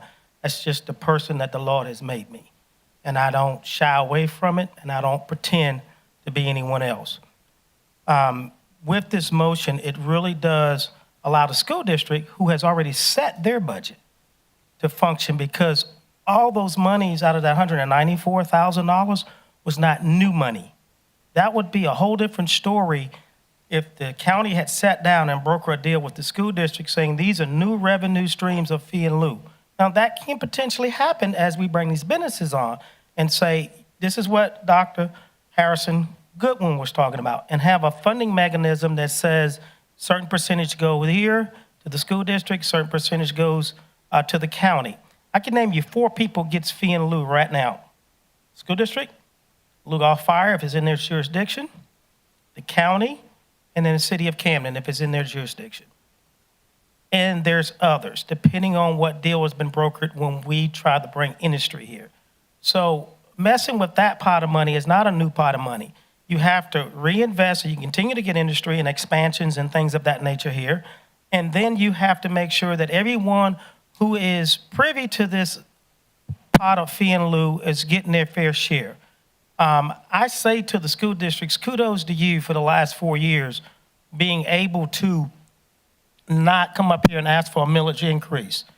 That takes a lot of strategy, foregoing thought on how you're going to budget, grants.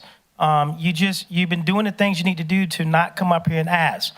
But the sad part about it is the day is going to come that they will have to ask, because as this county continues to grow, who grows? Students.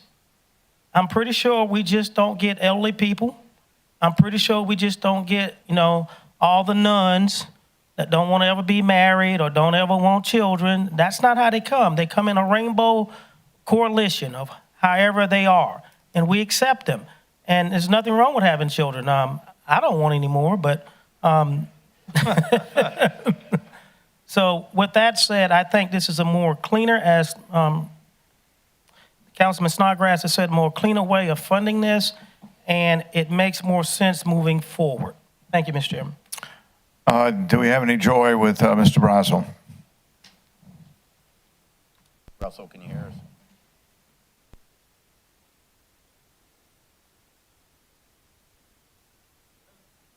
Are you there? No joy? All right. Mr. Jones, you have your hand Thank you, up. Mr. Chairman, members of the County Council. Again, how much of a millage increase was this? 0.6. 0.6. Which is the max of If that you can- 388 will allow. Yeah, if you can take that 0.6 out of it, I could support this. Okay. Where do we get the 115 from, though, to support the full plan? We 'Cause- find the money that we want to do things with, we always find it. Well, I'm asking you to help me. Listen, let me make myself clear. This is already pretty structured because when you come into a meeting and the chairman says, Sammy, would you like to make a motion? Tom, would you like to make a motion? Well, they've already talked about it. I'm sitting over here trying to catch up. And I just said, if you can drop that, I will support that on the theme. That's all I'm saying. Jimmy, you said drop what, please? 0.6 mils. Drop the 0.6. Yes. And so and do away with the tax, with the increase of the Correct. millage. And then it's unable to, there's no funding for it. Sammy, you want to speak to that? Well, I have a question for Mr. Jones. This is the first I've heard about this. I understand, and you know, you're sitting over there playing like you've never been through this. You've been up here second longest. You know how this rolls, and I just got all my numbers together and were able to get these charts and stuff this afternoon into a final state. So I gave them to you as quick as I was able to put my stuff together. Ben gave me his stuff yesterday. I mean, nobody had this stuff sitting on it just waiting to throw it out. We had to confirm because the rules that we go by, if you want to fund something, you got to identify the fund source. I'm getting to my question for you. So if we pull the 0.6 mils, are you willing to add $5 to the parcel so we can make up the 115? How much is 0.6 mils equate in dollars? 115,000. Okay, take it out of your reserves. You put $1 million away in your reserves And what every year. happens next year? You take it out of your reserves because you know what? We put $1 million in reserves every year. So the So reserves is a recurring amount of sum of money. And bottom line is it can be used for that. Or at least it gives us a year without increasing the millage any more than what we've already done tonight. And I think that's a solid way to do it. You know, Sammy, we've done that before here when Gene Wise was here. Yeah, I didn't vote for funding anything out of But reserves. we did great with it. We replenished the money the following year. That's when you had the votes. That's what y'all did. We did a good job. Okay, well. So let me ask you a question. Yes, sir. You and I have been here, I've been here 16 years, you've been here 18 years. Yes, sir. How and when did we get to where we are now? Because this is not the way we used to do business, Sammy. Well, I don't know. That's probably a question I don't know either. It just you and I involved, I guess, probably need to take up. Yeah, and we will. Thank you. Thank you very much. Mr. Snodgrass. I would just say, Mr. Jones, I just want to say I appreciate your honesty and being able to want to engage in policy and even to say, hey, let's find the middle ground. I just know for me, I would be a little uneasy about taking anything away just because based on what we've heard from the fire department, this is what they need. And honestly, I see it as the previous plan was more of hodgepodge is not the best word for it, but it was. I think this funding mechanism gives him more security for the future. And so that's why I would be inclined to just stick with where I am. But I want to say how much I appreciate you wanting to engage, with me in a very meaningful dialogue, and that you have indicated that you would come come off of your stance. So I just want to say I appreciate that. I will say that when I do the math, this comes out to the new fee with the millage. I mean, it comes to about $8 to $9 a month that residents of the Kershaw County Fire Service are paying for fire service. I will also point out that in the last 4 years, we've seen our ISO rating go from a 6, some stations maybe a 7, but it's 5 countywide. And so for those of you who were on the ad hoc committee, to the council that is here now, to our fire personnel, we should be applauding ourselves. Those of you who don't know the ISO rating, that's that rating that your homeowners association is looking at when they insure your house. And the lower the lower the ISO, the lower your premium is.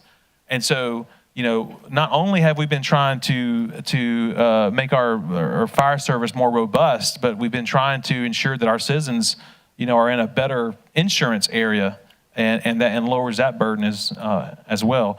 And so, I think in the grand scheme of things, I think this is again just a cleaner funding mechanism. And again, this isn't countywide. This is for those who live within the Kershaw County Fire District. And again, we can't take general operating money to do this. Funding has to come within that fire district.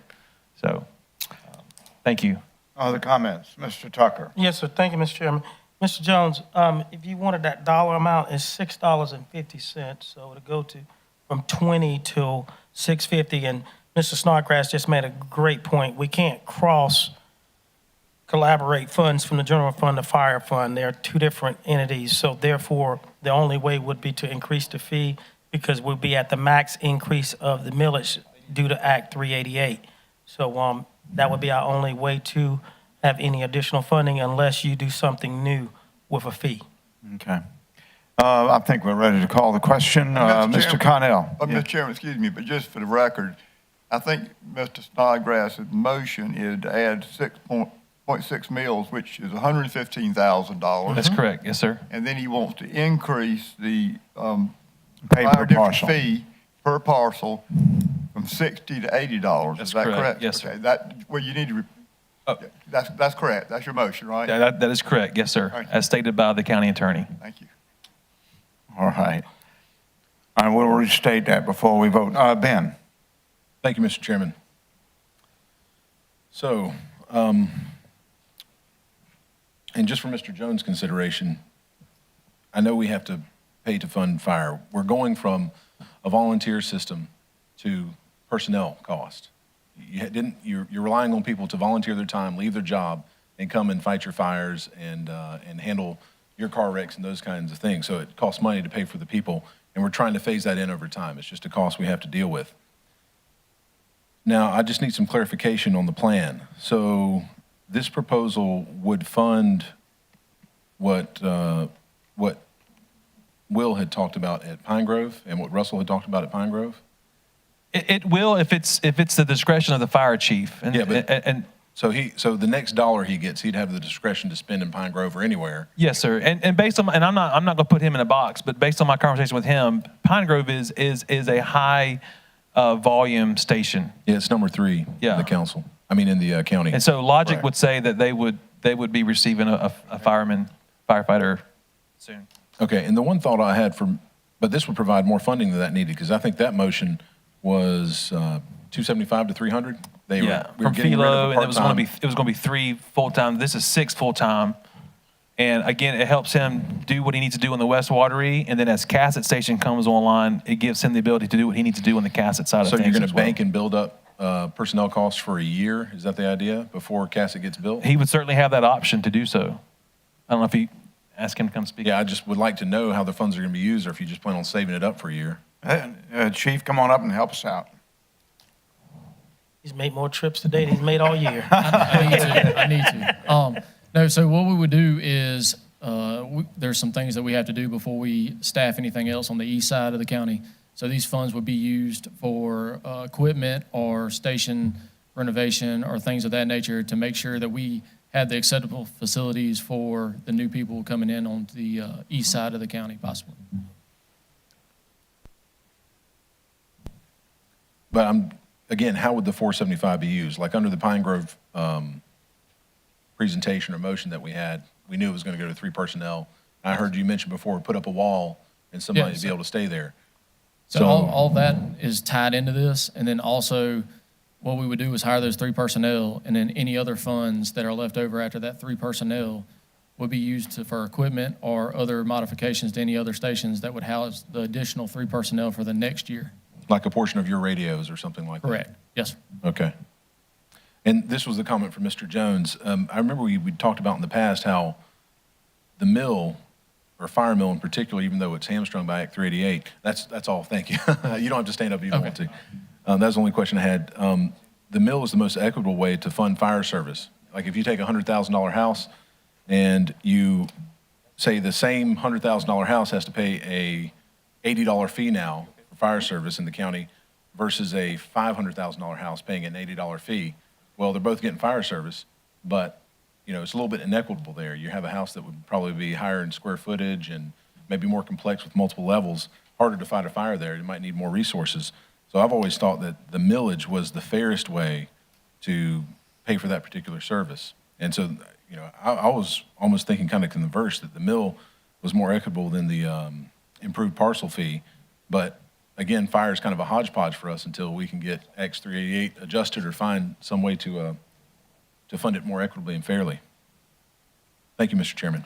And I think I know somebody that might help us out on Act 388 next year.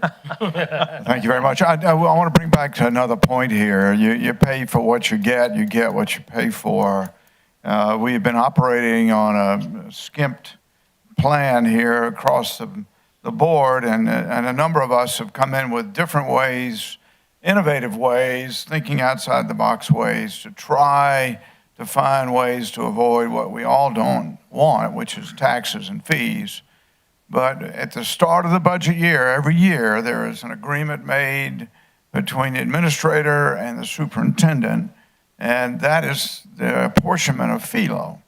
And at the last minute, with 2.5 days left in the fiscal year, this is not a time to be moving FELO around and cause the school budget and the Lugolf Fire District budget and the Camden budget and the economic development budget to have to adjust to that. When the FELO, for good purposes, is taken from extraordinary success that we've enjoyed in economic development.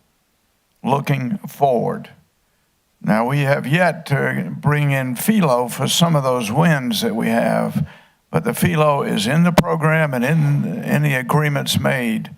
And we, at the start of the budget year, I would ask that whoever's sitting at this table next year in January and February, make those agreements and not renege on them as we might have done tonight, except for the fact that we found a millage solution.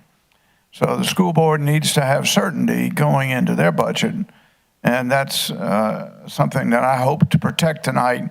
I do thank Mr. Brazel for his interest and his passion to find another solution, but I think we found a better one that's more equitable with the millage. Mr. Snodgrass. Well, and I will say to that, I want to appreciate Mr. Brazel's, he helped us realize that our plan, there was another station that maybe was not originally in our plan and helped us look at our numbers again and to see that Pine Grove is a busy station. So I want to make sure that's not lost. Quite agree. That I always see, like what we do up here, this is called making sausage, I guess, if you will. I mean, we try to get together and govern the county. And so everybody's effort is, there's no effort that's null or void. It's all a journey to help us get to where we're trying to get to. Mr. Jones. Go Thank ahead. you, members of council. I'm a little confused. Maybe you can help me with this. We're talking about FELO. Nothing was passed to use any FELO. Last council meeting. Yes, it was. Yes, it was. We talked about it, No, it was. but the votes weren't there for Mr. Brazel. were Yes, they? it was. Yes, it was. If you look on page 5 of the minutes. Okay, just excuse me. approved. Thank you. I'm incorrect. Thank you. Yeah, I was the can't only- believe I'm saying that, but you're exactly right. Yes, no, I was the only vote that didn't vote That's yes. right. Yeah, it was I'm not going to passed say it in- again. passed in second reading on page Not 5 gonna of the say it minutes. again. So with that, I'm ready to call the question. Do we still not have any joy? Russell and I were texting, and his indication that he votes no for any fee increase. Okay. All right. And I think I'll make a ruling as the chairman. For the first time, we've got a text message. That's A electronic. direct text. That's not a proxy. electronics. That's electronic. All right. When others members present, all those in favor signify by raising your hand. Mr. Snodgrass, Mr. Tucker, Mr. Gardner, Mr. Burns. Those opposed, Mr. Connell and Mr. Jones. The motion passes 3-4. With that, we move now to Mr. Connell. Do you have some motions? Yes, Mr. Chairman, I have 3 items for council. Thank you. My first motion is I make a motion to amend the budget to appropriate funds to the local legislative delegation office and administrative assistant position to the amount of $30,000. This would be from the previously budgeted fiscal year 22-23 non-departmental operating expenditures. Can we have a second? Second. From Mr. Snodgrass. Ben, go ahead, please. Thank you, Mr. Chairman. As you'll recall, fellow council members, the prior allotment was $40,000 for this position. It was not completed fully in its tenure for the last fiscal or calendar year, and this would ultimately be a reduction in that budgeted amount for that position. And I just ask for your support.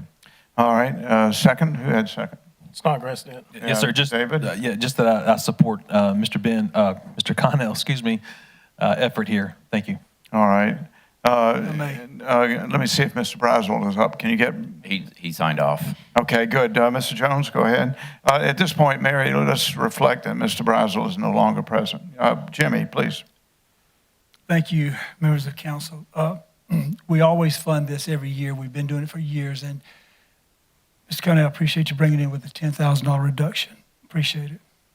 Other discussion matters.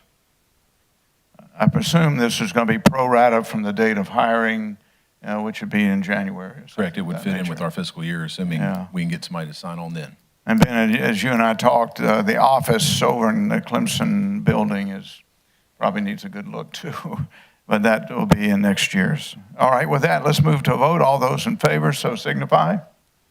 And it's unanimous. Mary, back to you on Ben. Go ahead. Thank you, Mr. Chairman. The second motion I have is a motion to amend the budget to appropriate $200,000 from ARPA funds to the town of Elgin to complete the Elgin Community Center and Park.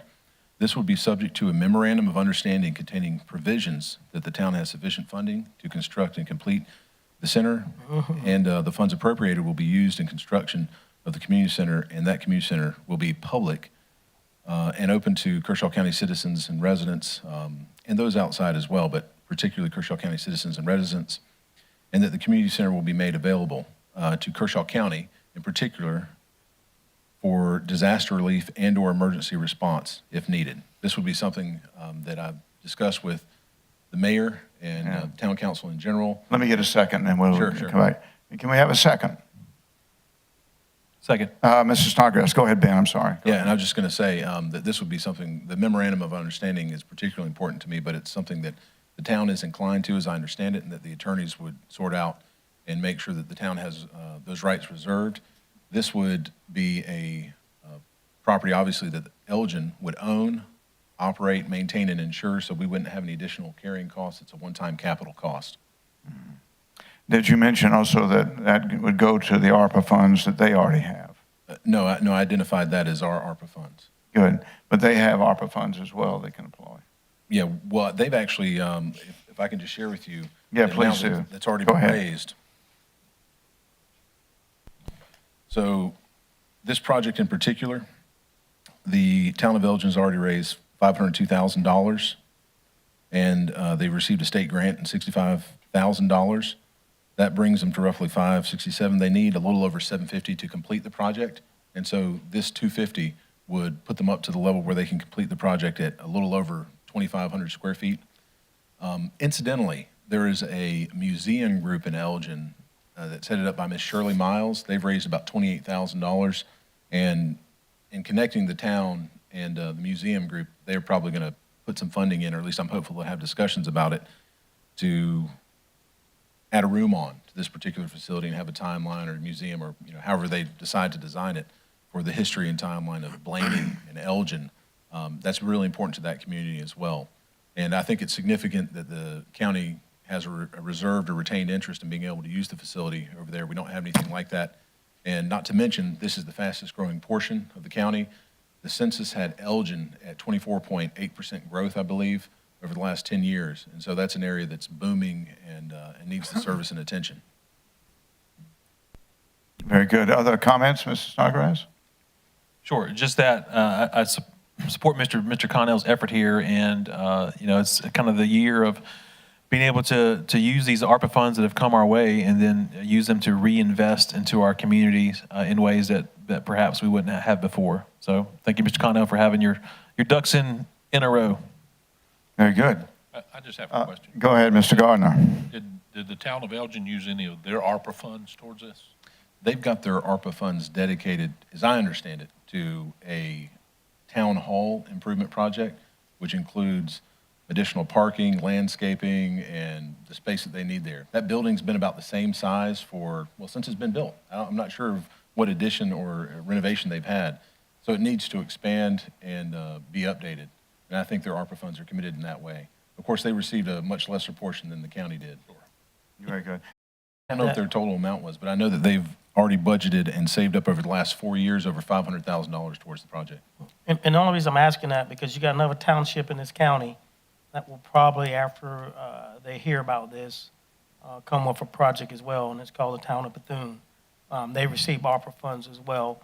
The only little bit of heartburn I'm having is that they did receive ARPA funds compared to the other two entities that we did fund. They was not a government entity, so they had no way of receiving any funds. They're a community and an organization that's nonprofit, but Well, if a particular municipality comes to the table with 80% skin in the game already, that's a really interesting opportunity. you trying to tell me that they won't come with any skin in the game? No, I'm just saying, if you can bring a project that's almost at the finish line, and that's really intriguing. Yeah. And other comments? Seeing there are none, I think we move to a vote. All those in favor, so signify. And it's unanimous with Mr. Brazel no longer present. Mr. Connell, any further amendments? Thank you, Mr. Chairman. My last one is I make a motion to amend the budget to appropriate $110,000 from uncommitted ATAX funds to complete the pending lighting project at the Westwater Sports Complex. Can we have a second? Second. Mr. Jones, discussion, Ben. Thank you, Mr. Chairman. Gentlemen, the information I sent you yesterday was a larger number. I was saying that we probably needed 284 out of the 290, which is pending in ATAX.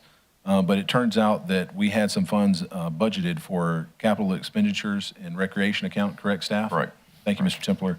And so we only need 110 from the pending ATAX account, which leaves that balance of 174 roughly in ATAX for projects next year or otherwise. This is a quote that's a little bit older, but thankfully the contractors still agreed to honor it, correct? Yes, that's true. And so in spite of inflation costs and otherwise, we've got a quote that's that they're going to hold tight to. This is a very important portion of completing the project out there and will, according to Shane, with the Recreation Department, get us much closer and probably in some of the final steps of tournament ball, which is what we've been talking about for a long time, being able to complete the lighting out there and have the competitions we need. Okay, other discussion? I think Mr. Jones had the second. Mr. Jones, you had the second? No discussion. Okay, other discussion? Mr. Connell? Go ahead. Thank you, Mr. Chairman. Yes, sir. Just a question, just for clarity. These ATAX funds do fit within the expenditure of these, of this request, this motion that you made? Oh, yeah, I've double and triple checked that one. So ATAX funds, just for the benefit of the public, are restricted to tourism purposes primarily, correct, Mr. County Attorney? Yes. Yeah, so Yes, that's correct. It's primarily tourism engaged. It's a state fund that we really can't do much else with at all. So you have to try to line up a tourism-related purpose, and becoming tournament ball worthy in Kershaw County is one of the main things the community's been interested in, this council has been pushing towards, and so this helps us reach that goal. Just wanted for clarification. Thank you. You're welcome. Very good. Other comments?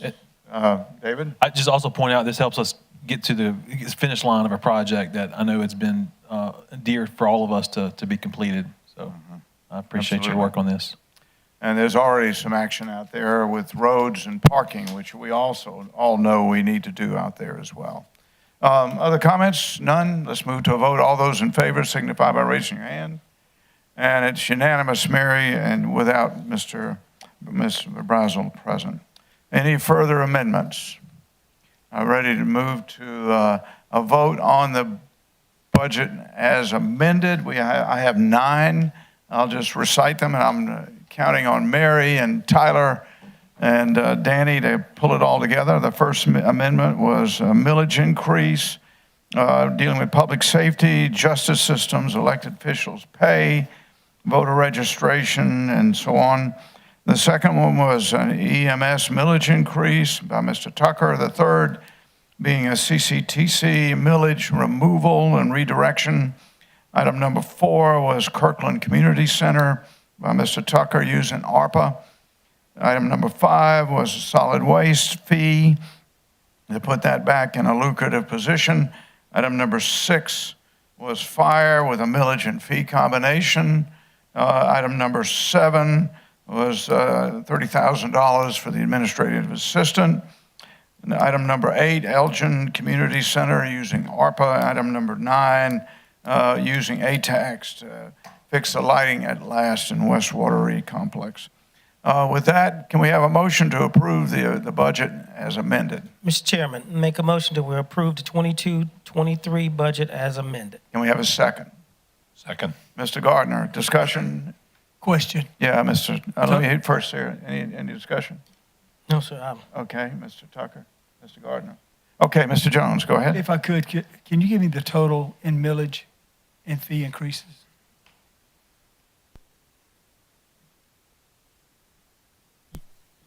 You want them, Ms. Jones? 5.2 was the general fund. 1.1 was EMS. 0.6 was for fire. Those are your millages. And then you took away 0.2, Subtract 2. And then we took away 0.2. so 6.7? And fee totals increased? $63. 20 and 23. $63, Mr. Jones. Thank you. You're welcome. Okay. Further discussion? Seeing there is none, we move to a vote. All those in favor signify by raising your hand. Mr. Snodgrass, Mr. Tucker, Mr. Connell, Mr. Gardner, and myself. Are those opposed? Mr. Jones, and the motion passes. Tell me, Mr. DeBose, I don't have to do another vote on that. No, the vote's over. As Thank you. amended. Budget as amended, Mr. Chairman. Thank you very much, my parliamentary advice. Okay, we move to the next item, which is County Council Rules and Order of Business, tab C. It's at pages 56, 58, 61, 63, and the current one is on page 66. If you can go to page 66 there, Ms. Barks. Mr. Jones, you want to make a motion? I so move for discussion. For discussion, a second. Second. Mr. Tucker, over to you, Jimmy. Thank you. You know, Mr. Tucker, some while back, you and I got together and we revised these, I think before a lot of the members here, maybe Tom was here, but the rest of them weren't. And would you mind just stating what the chairman's responsibility is, what the county council members' responsibilities are when it comes to budget, or when it comes to the agenda, excuse me? Well, I have to look this up, Mr. Jones, because I don't have my tablet. Well, basically dealing with the fact that the county administrator is in charge of putting together the proposed agenda. I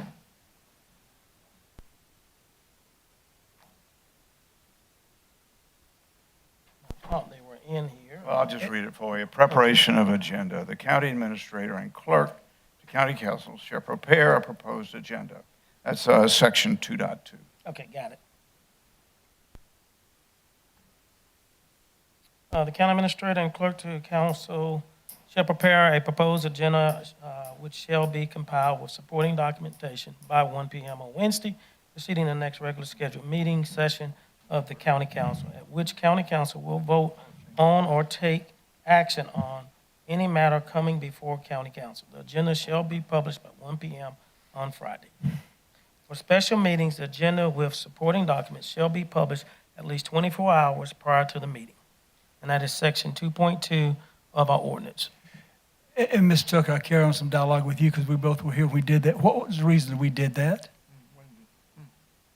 Well, we never had any rules in order prior to this. Basically, there's 7 of us up here. Mm-hmm. We wanted to make sure that 7 of us up here had a part in that agenda and not just one individual. I'm not accusing Mr. Burns of it, but bottom line. This was done before him. Correct. But this was still about the chairman having that authority to do that. We're a county administrator form of government, correct? Right. Okay. Who runs the county? The administrator. Correct. Are we to get involved with any of the departments without the administrator's permission? No, we're not supposed to be involved in daily operations of the county. Okay, and I abide by that, and I wanted to put these rules on the table for us to discuss so we can understand that The county administrator runs the county, not the chairman of county council or any single member of county council. And I would like to encourage my colleagues to pay attention to that. Okay. Sammy, do you have any other comments? No, sir. I wasn't sure all what was, you wanted to bring out or, Well, that was it. okay. Just want to make some clarification. Jimmy, can I ask a question? You included the 4 emergency ordinances in here. I Is asked there a for reason the, for that? yeah, the reason is I asked for the county council rules of order to be placed on the agenda. That was Okay. my discussion, what I just mentioned. There was no intention for the other. Okay, very good. Could I depart from that just slightly? We just saw where Mary had to read written comments from an individual, and there's an appendix to the rules of order that require that if someone wants to write comments to the county council, they would be read at 300 words, and Mary had to paraphrase because they were well over 800. The question I have is, I believe the individual was in the room, and so I need to get the sense of council about this written comment rule, because the individual was in the room and could have made comments himself. Could I respond to that? Go ahead, Jimmy. And I had no idea who the individual was. I had no idea he was sitting out there. But I believe that if the public wants to communicate with us, what does it matter? If they're sitting in a room or they want to write a letter, what does it matter? Let's take their comment. I think the spirit of it was that we are open to any and all comments, to include a text message from Paris, France, or Ireland, I think. But he's en route now to Paris by train. Go ahead, Jimmy. And we've been here before. Throughout my time on county council, it's been rare, but I've had some people get up and speak against me. And I've actually said, it has been rare. But I have actually said to the chairman at that time, let them talk. They want to rail me, let them talk. Give them extra time. And y'all did. No. Yes, you did. No, I jumped in for Anyway, you. no, you did not. You have amnesia. But anyway, you have selective memory. But anyway, I wanted to hear what they had to say about me, and I would always ask them to stick around, because I was probably going to make some comments during my council briefings, right, Mr. Carpenter? And I did that. And I challenged somebody, if they didn't like what I did, run against me. Well, they did, so I guess I better watch what I say. But no, I have no regrets in that. Bottom line is, if somebody wants to come up here and call me a dog, they can call me a dog. I don't care. I think we're too sensitive. I certainly think we need to control the meeting and run the meeting, but bottom line is, any way somebody wants to communicate with us, I think we should welcome it. Thank you. Thank you so much. Any further discussion on that topic? Thank you. With that, we go to item number 2, a memorandum of understanding between Kershaw County and the Sheriff's Office as to operating funds in the fiscal year 22-23. It's at tab D. It's up on the screen, and it's page 74 in your electronic books. Mr. Tucker, you want to make a motion? Make a motion that we enter into an MOU with the Kershaw County Sheriff's Office. Second? Second. Mr. Gardner, Mr. Tucker, go ahead, please. Yes, sir. What I did not do, and it was intentional when we were going through the budget, was address this portion of the budget. And it's not any more monies. It's how we're going to be able to identify public safety when it comes down to the Sheriff's Department. So as I stated earlier, you're going to have EMS on your bill, Central Carolina, solid waste tax, they'll all be identified. What we wanted to do, equal to the sheriff's budget, is set as millage. When we set the mills later on this fall or this summer, whichever happens once we get our numbers in, that we create a notice on the tax bill that says this is what the sheriff's millage is that equates to his budget.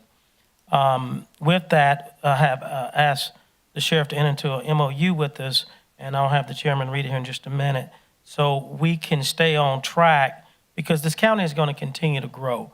And what you probably found out and have seen is way more equal shares when we can put certain entities on millage and allow them to grow with the county versus having to fund them out of the general fund every year and try to figure other departments out. I think we got 22 departments here that the administrator is responsible for, and it may be more. I lose count after about 22. So this makes it a little bit more easier. And to be truthful, speaking with the sheriff, this will allow him some growth without increasing millage in the future. This will also hold him accountable to you, as if things come up and he needs something, that you know exactly where it's going. So for those reasons is why I have this on the agenda. Okay, let me read the memorandum. I'm in fault here. This agreement made and entered into this particular day by and between Kershaw County and the Sheriff's Office, collectively the parties, is deemed in effect on the date the agreement has been signed by both parties, whereas Kershaw County dedicated millage in the budget to fund the Kershaw County Sheriff's Office for fiscal year 22 to 23 is expressed in 23.4 mills, and whereas the Kershaw County Sheriff agrees to accept said millage to fund this budget for the Kershaw County Sheriff's Office for said fiscal year, and now therefore it is the intent of the parties to agree as follows. Item 1, Kershaw County will designate 23.4 mills in the general operating budget to fund the Kershaw County Sheriff's Office as reflected in the budget ordinance. And number 2, the agreement is limited to fiscal year 22-23, and as a matter of law is subject to the annual budget appropriations of Kershaw County Council and witness thereof, etc. Any further comments? Sammy? Yes, sir. Of course, we can't legally, and we won't bind him over from year to year. This would be a year-to-year MOU, and anytime the sheriff deems or sees that there's something about it that he's not liking or something's happening, he can address council or the administrator and move forward from there. But I think this just allows him to have some growth on his own millage. Same thing we did with Central Carolina. Mr. Gardner, you got the second. Go ahead. I just think this sets the sheriff's department up to grow as they need growth, where they don't have to come in and ask us for more money and that sort of thing. I think this is an appropriate way to do it, like we do with other departments. Mr. Jones. Well, I'm a little confused. You said it's like Central Carolina. You said it's like the way we do other departments. I don't think we appropriate millage to any other departments, do we? EMS is on their own. But you said this would be like Central Carolina too, didn't you? Right, yeah, we've done them as well. Well, we write them a check once a year. Are we going to write him a check once a year? No, we're going to appropriate this budget as we always have. But what this does, Mr. Jones, so as we add industry on, which we're going to do, starting the fiscal year 2023, as the mill value grows, his budget will grow, which means as we continue to get people to come to work here and move here and live, then there's going to be a higher value on the mill. He can take that money and at that time do things within his department without having to come and say, I need a tax increase. He's got more maneuverability within his budget. That's speculation. Well, I'm not speculating. That's what the numbers say from economic development. Yeah. I'm not just dragging this, off the side of my hips. But we still have to appropriate it. Yes. Well, you have to appropriate everybody's. We did Central Carolina. We did EMS. I understand that, but we fire. still have to come back every year if we're going to do this memorandum of understanding. We still have to do it every year, just as if we appropriated his budget, correct? Right. The difference is, once again, he has growth in this mechanism if we choose to use it tonight. I have a question. I have an answer. Not really. Okay. But let me just say this. Are we going to do all the elected officials like that? No. Well, why are you doing one? Because this is public safety. And I know that their needs, they change daily, weekly, yearly. This is, I don't have to explain this to you. You've been in law enforcement. You know Yeah, but I didn't deal. have my own millage. Yeah. Well, you wasn't as fortunate. I wasn't on council when you came through. Mr. DeVos, question for you maybe. Is this entering some dangerous territory or unforeseen waters, or is it a proven entity that can work?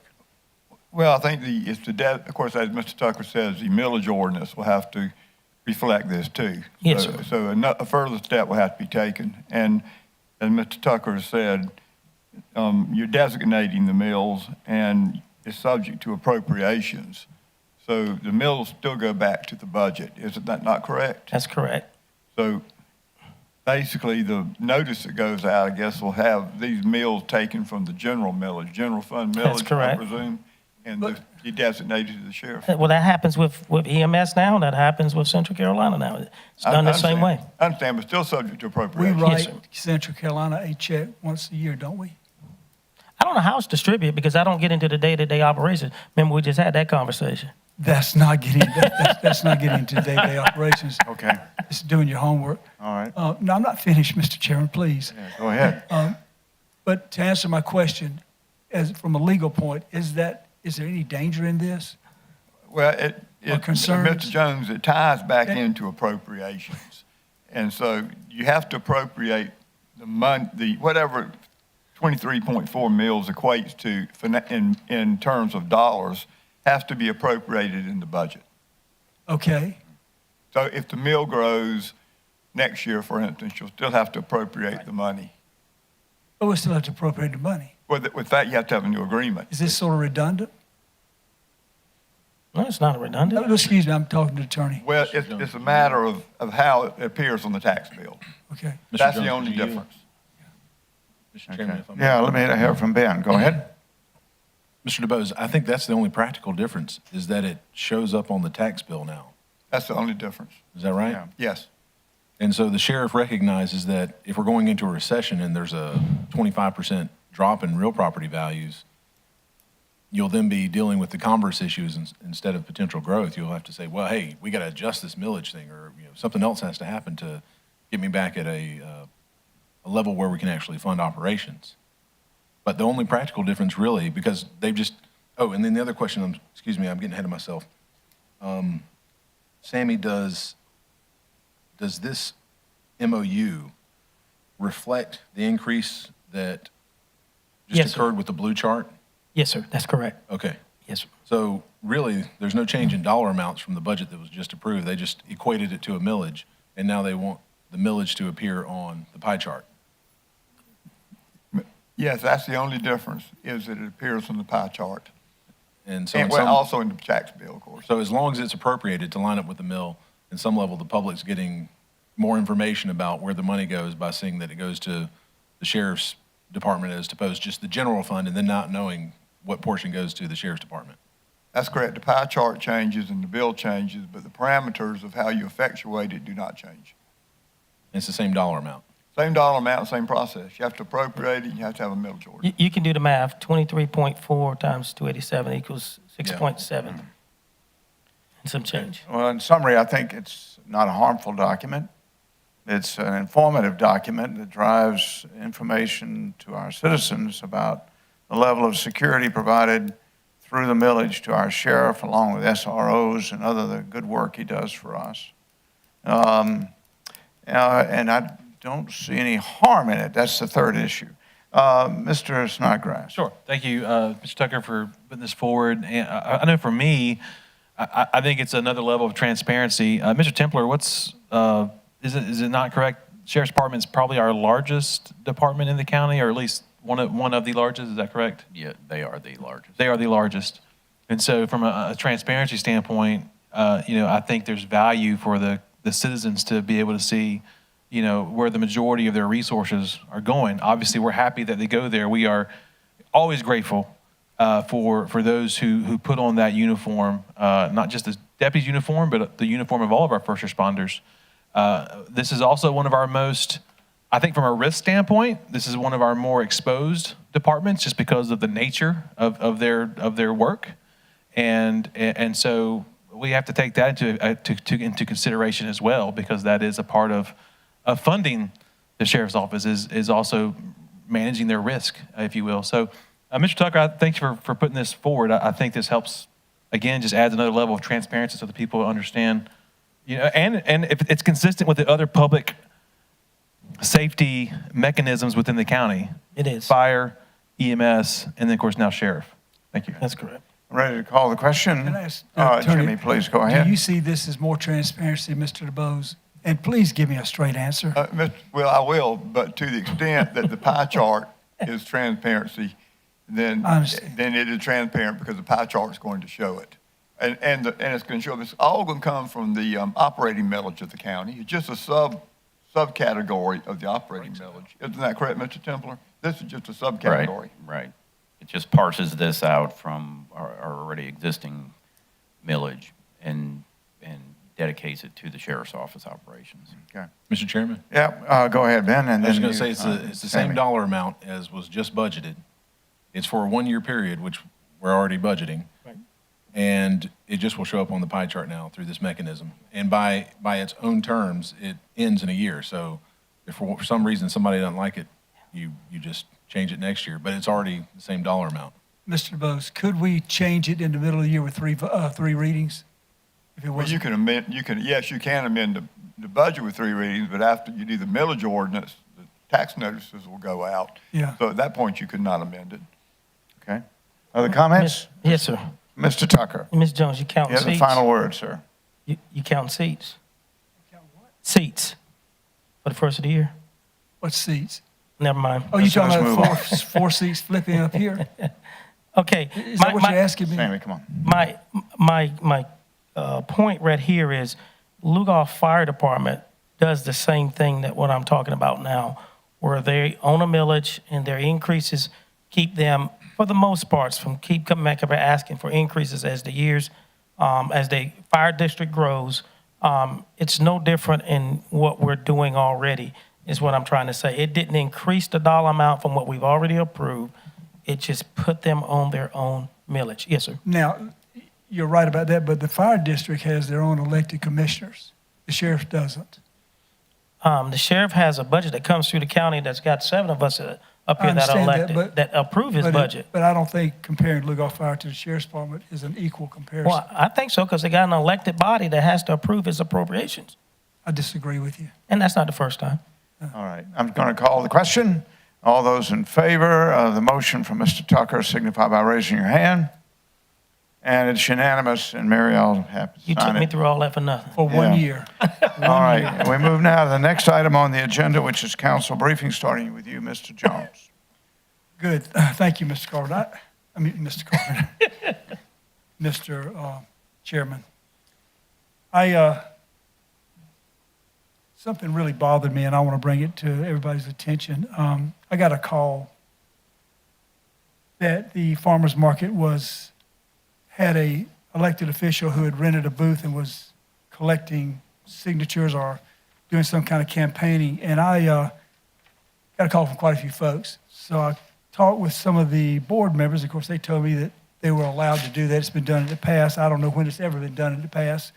And I was reading over their policy, and their policy states the Kershaw County Farmers Market shall not participate in or otherwise intervene in political campaigns on behalf of any candidate or public office.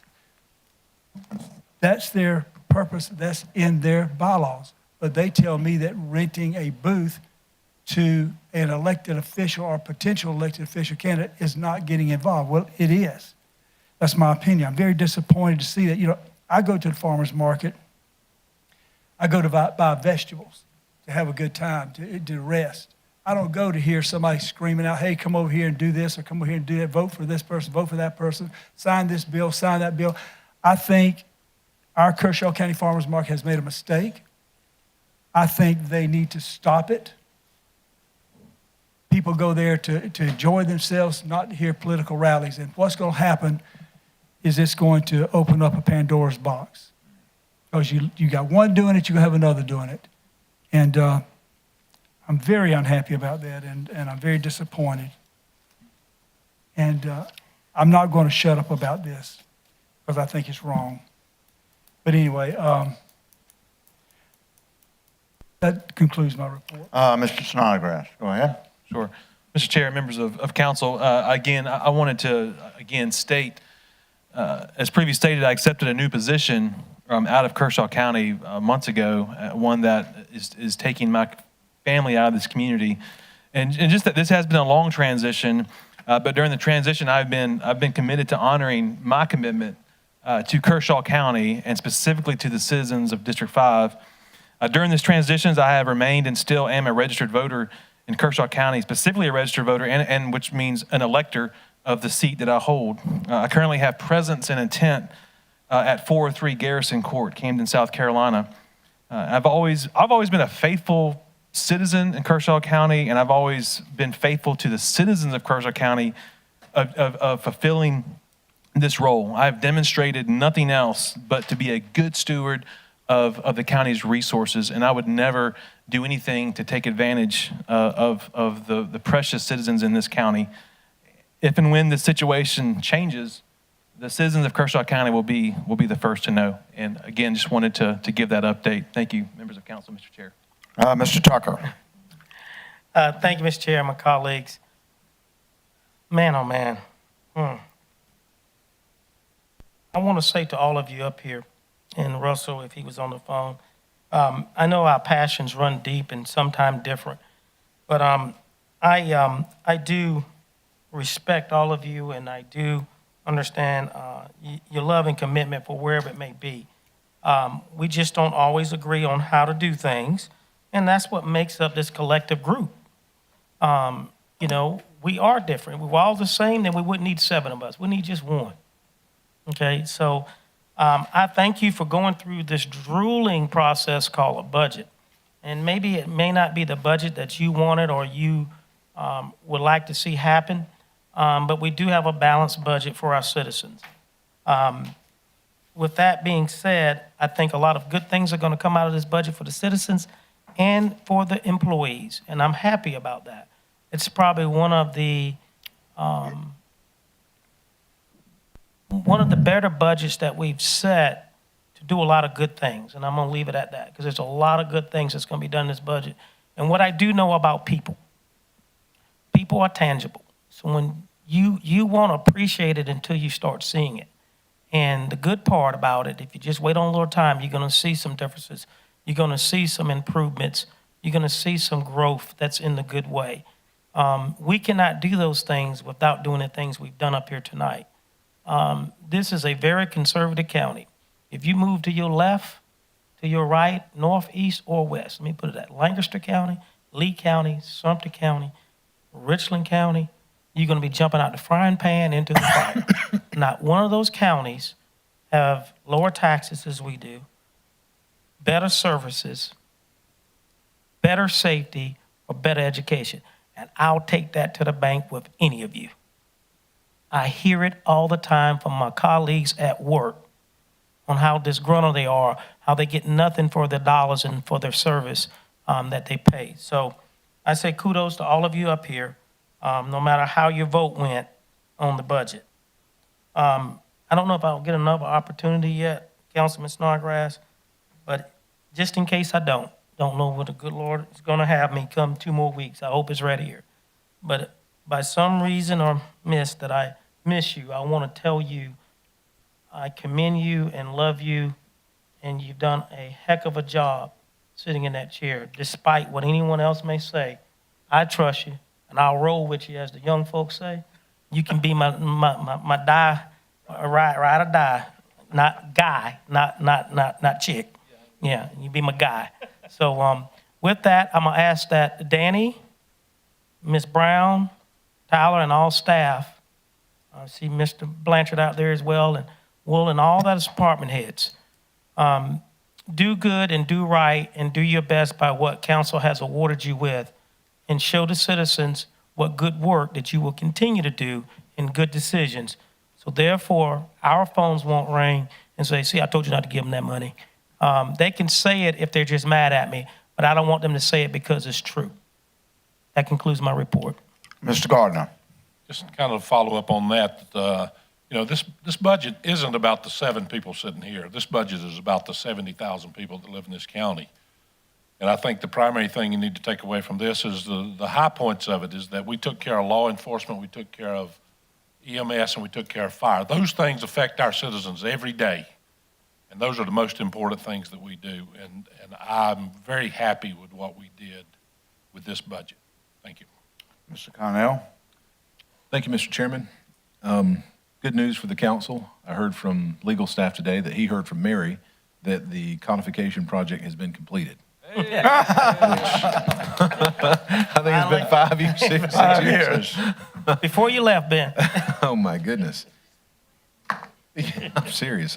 So we've moved into the 21st century as far as that goes. Now, I don't think it's linked online yet, but it should be available online pretty soon, correct? We'll have to have an enabling ordinance to actually, for the council to actually pass it in its entirety. Yeah, so can we get that on the next agenda? Yes. All right, and then the link will be available online. And so now, all this time talking about how people need to have better access online to the code and the things that have been passed in a searchable format, now they can do it. And I hope that will reduce some of the confusion or issues that people experience at various departments, because they'll be able to look online and figure out, what are the rules that apply or what's already occurred, what's the precedent, and they just have more information, which I think is really important for the public. Thank you for that, Mr. Chairman. That's all I had. And I'll close before we turn it over to the staff. We've done a lot to address the justice system. Thank you for being here, Judge, and for keeping us mindful. Pay rises for our staffs, pay rises for our elected officials. The sewer tax is removed, and we're moving into a 2 to 4 million gallon day upgrade, thanks to the leadership of Mr. Templer and our engineer. And we're doing it well before capacity would tell us we have to do it. We've addressed community rural issues and more yet to come. We found some imaginative ways to do that. We've addressed the clean community, and I would ask those listening in the community to also address your own attitude towards what you can do to help our clean community and our new litter control officer who will be working for the sheriff. We've addressed solid waste. We've addressed fire and EMS, and we've kept them on plan and within the constraints of response times that really matter to people in urgent need of their services. We've addressed fires, we've addressed parks, we've addressed public safety. Thank you, Sheriff, again. My best to your wife, she gave me an earful today. And we've kept faith with the other players in the county, and that is the other 3 municipalities and with the school district and everyone else. I would ask the administrator to catch up Mr. Brazel on all of this, and I will certainly reach out to him too. And I think with all of this, we've anticipated the ad hoc committee under Mr. Gardner, Mr. Brazel, and Mr. Connell, along with Mr. Todd McDonald, who is here tonight. There's more work for them to do, especially in the area of schools, but we've anticipated looking forward on growth. And many of those items are in this budget, to the great credit of the men up here that voted in favor. And lastly, I would say, Danny, your first budget. Yes. Congratulations. Thank you very much. You're the calmest head out there. I watched Top Gun. I saw your squadron out there on Top Gun. If y'all haven't seen the movie, that's Danny Templer's squadron saving Tom Cruise's butt when he came in without landing gear, right? That's right. That's your squadron. That's the nature of our county administrator. Lugol Fire District is next. We've got to address their millage issues. And I wish you all a happy and safe 4th of July, and keep us that way, Sheriff. Over to you, Mr. Administrator. Mr. Chairman, members of council, I was going to lead off with the codification news, but Ben, I can't think of a better way for you to, kind of be rewarded after this. But I will close out with that it's an honor to be sitting here at this table. And Mr. Tucker, what you say about the work that y'all have done and which only gives us our marching orders for this budget year, it's not taken lightly. I respect the work y'all do, the decisions y'all have to make. It's not easy. Ken and I get to sit here or wherever and just watch the work be done, and y'all are accountable to the citizens. So that is not lost on me or staff. So thank you all for what y'all have done. Thank you, sir. Attorney? Mr. Chairman, I have nothing. Okay, with that, I move to get a motion to adjourn. Motion to adjourn, Mr. Chairman. First, second from Mr. Connell. Any discussion? Y'all be safe on the 4th of July. You're a good man, Danny Templer. And with that, let's move to a vote. All those in favor signify. And it is unanimous, and we're adjourned. Have a good night. Be safe out there, everybody.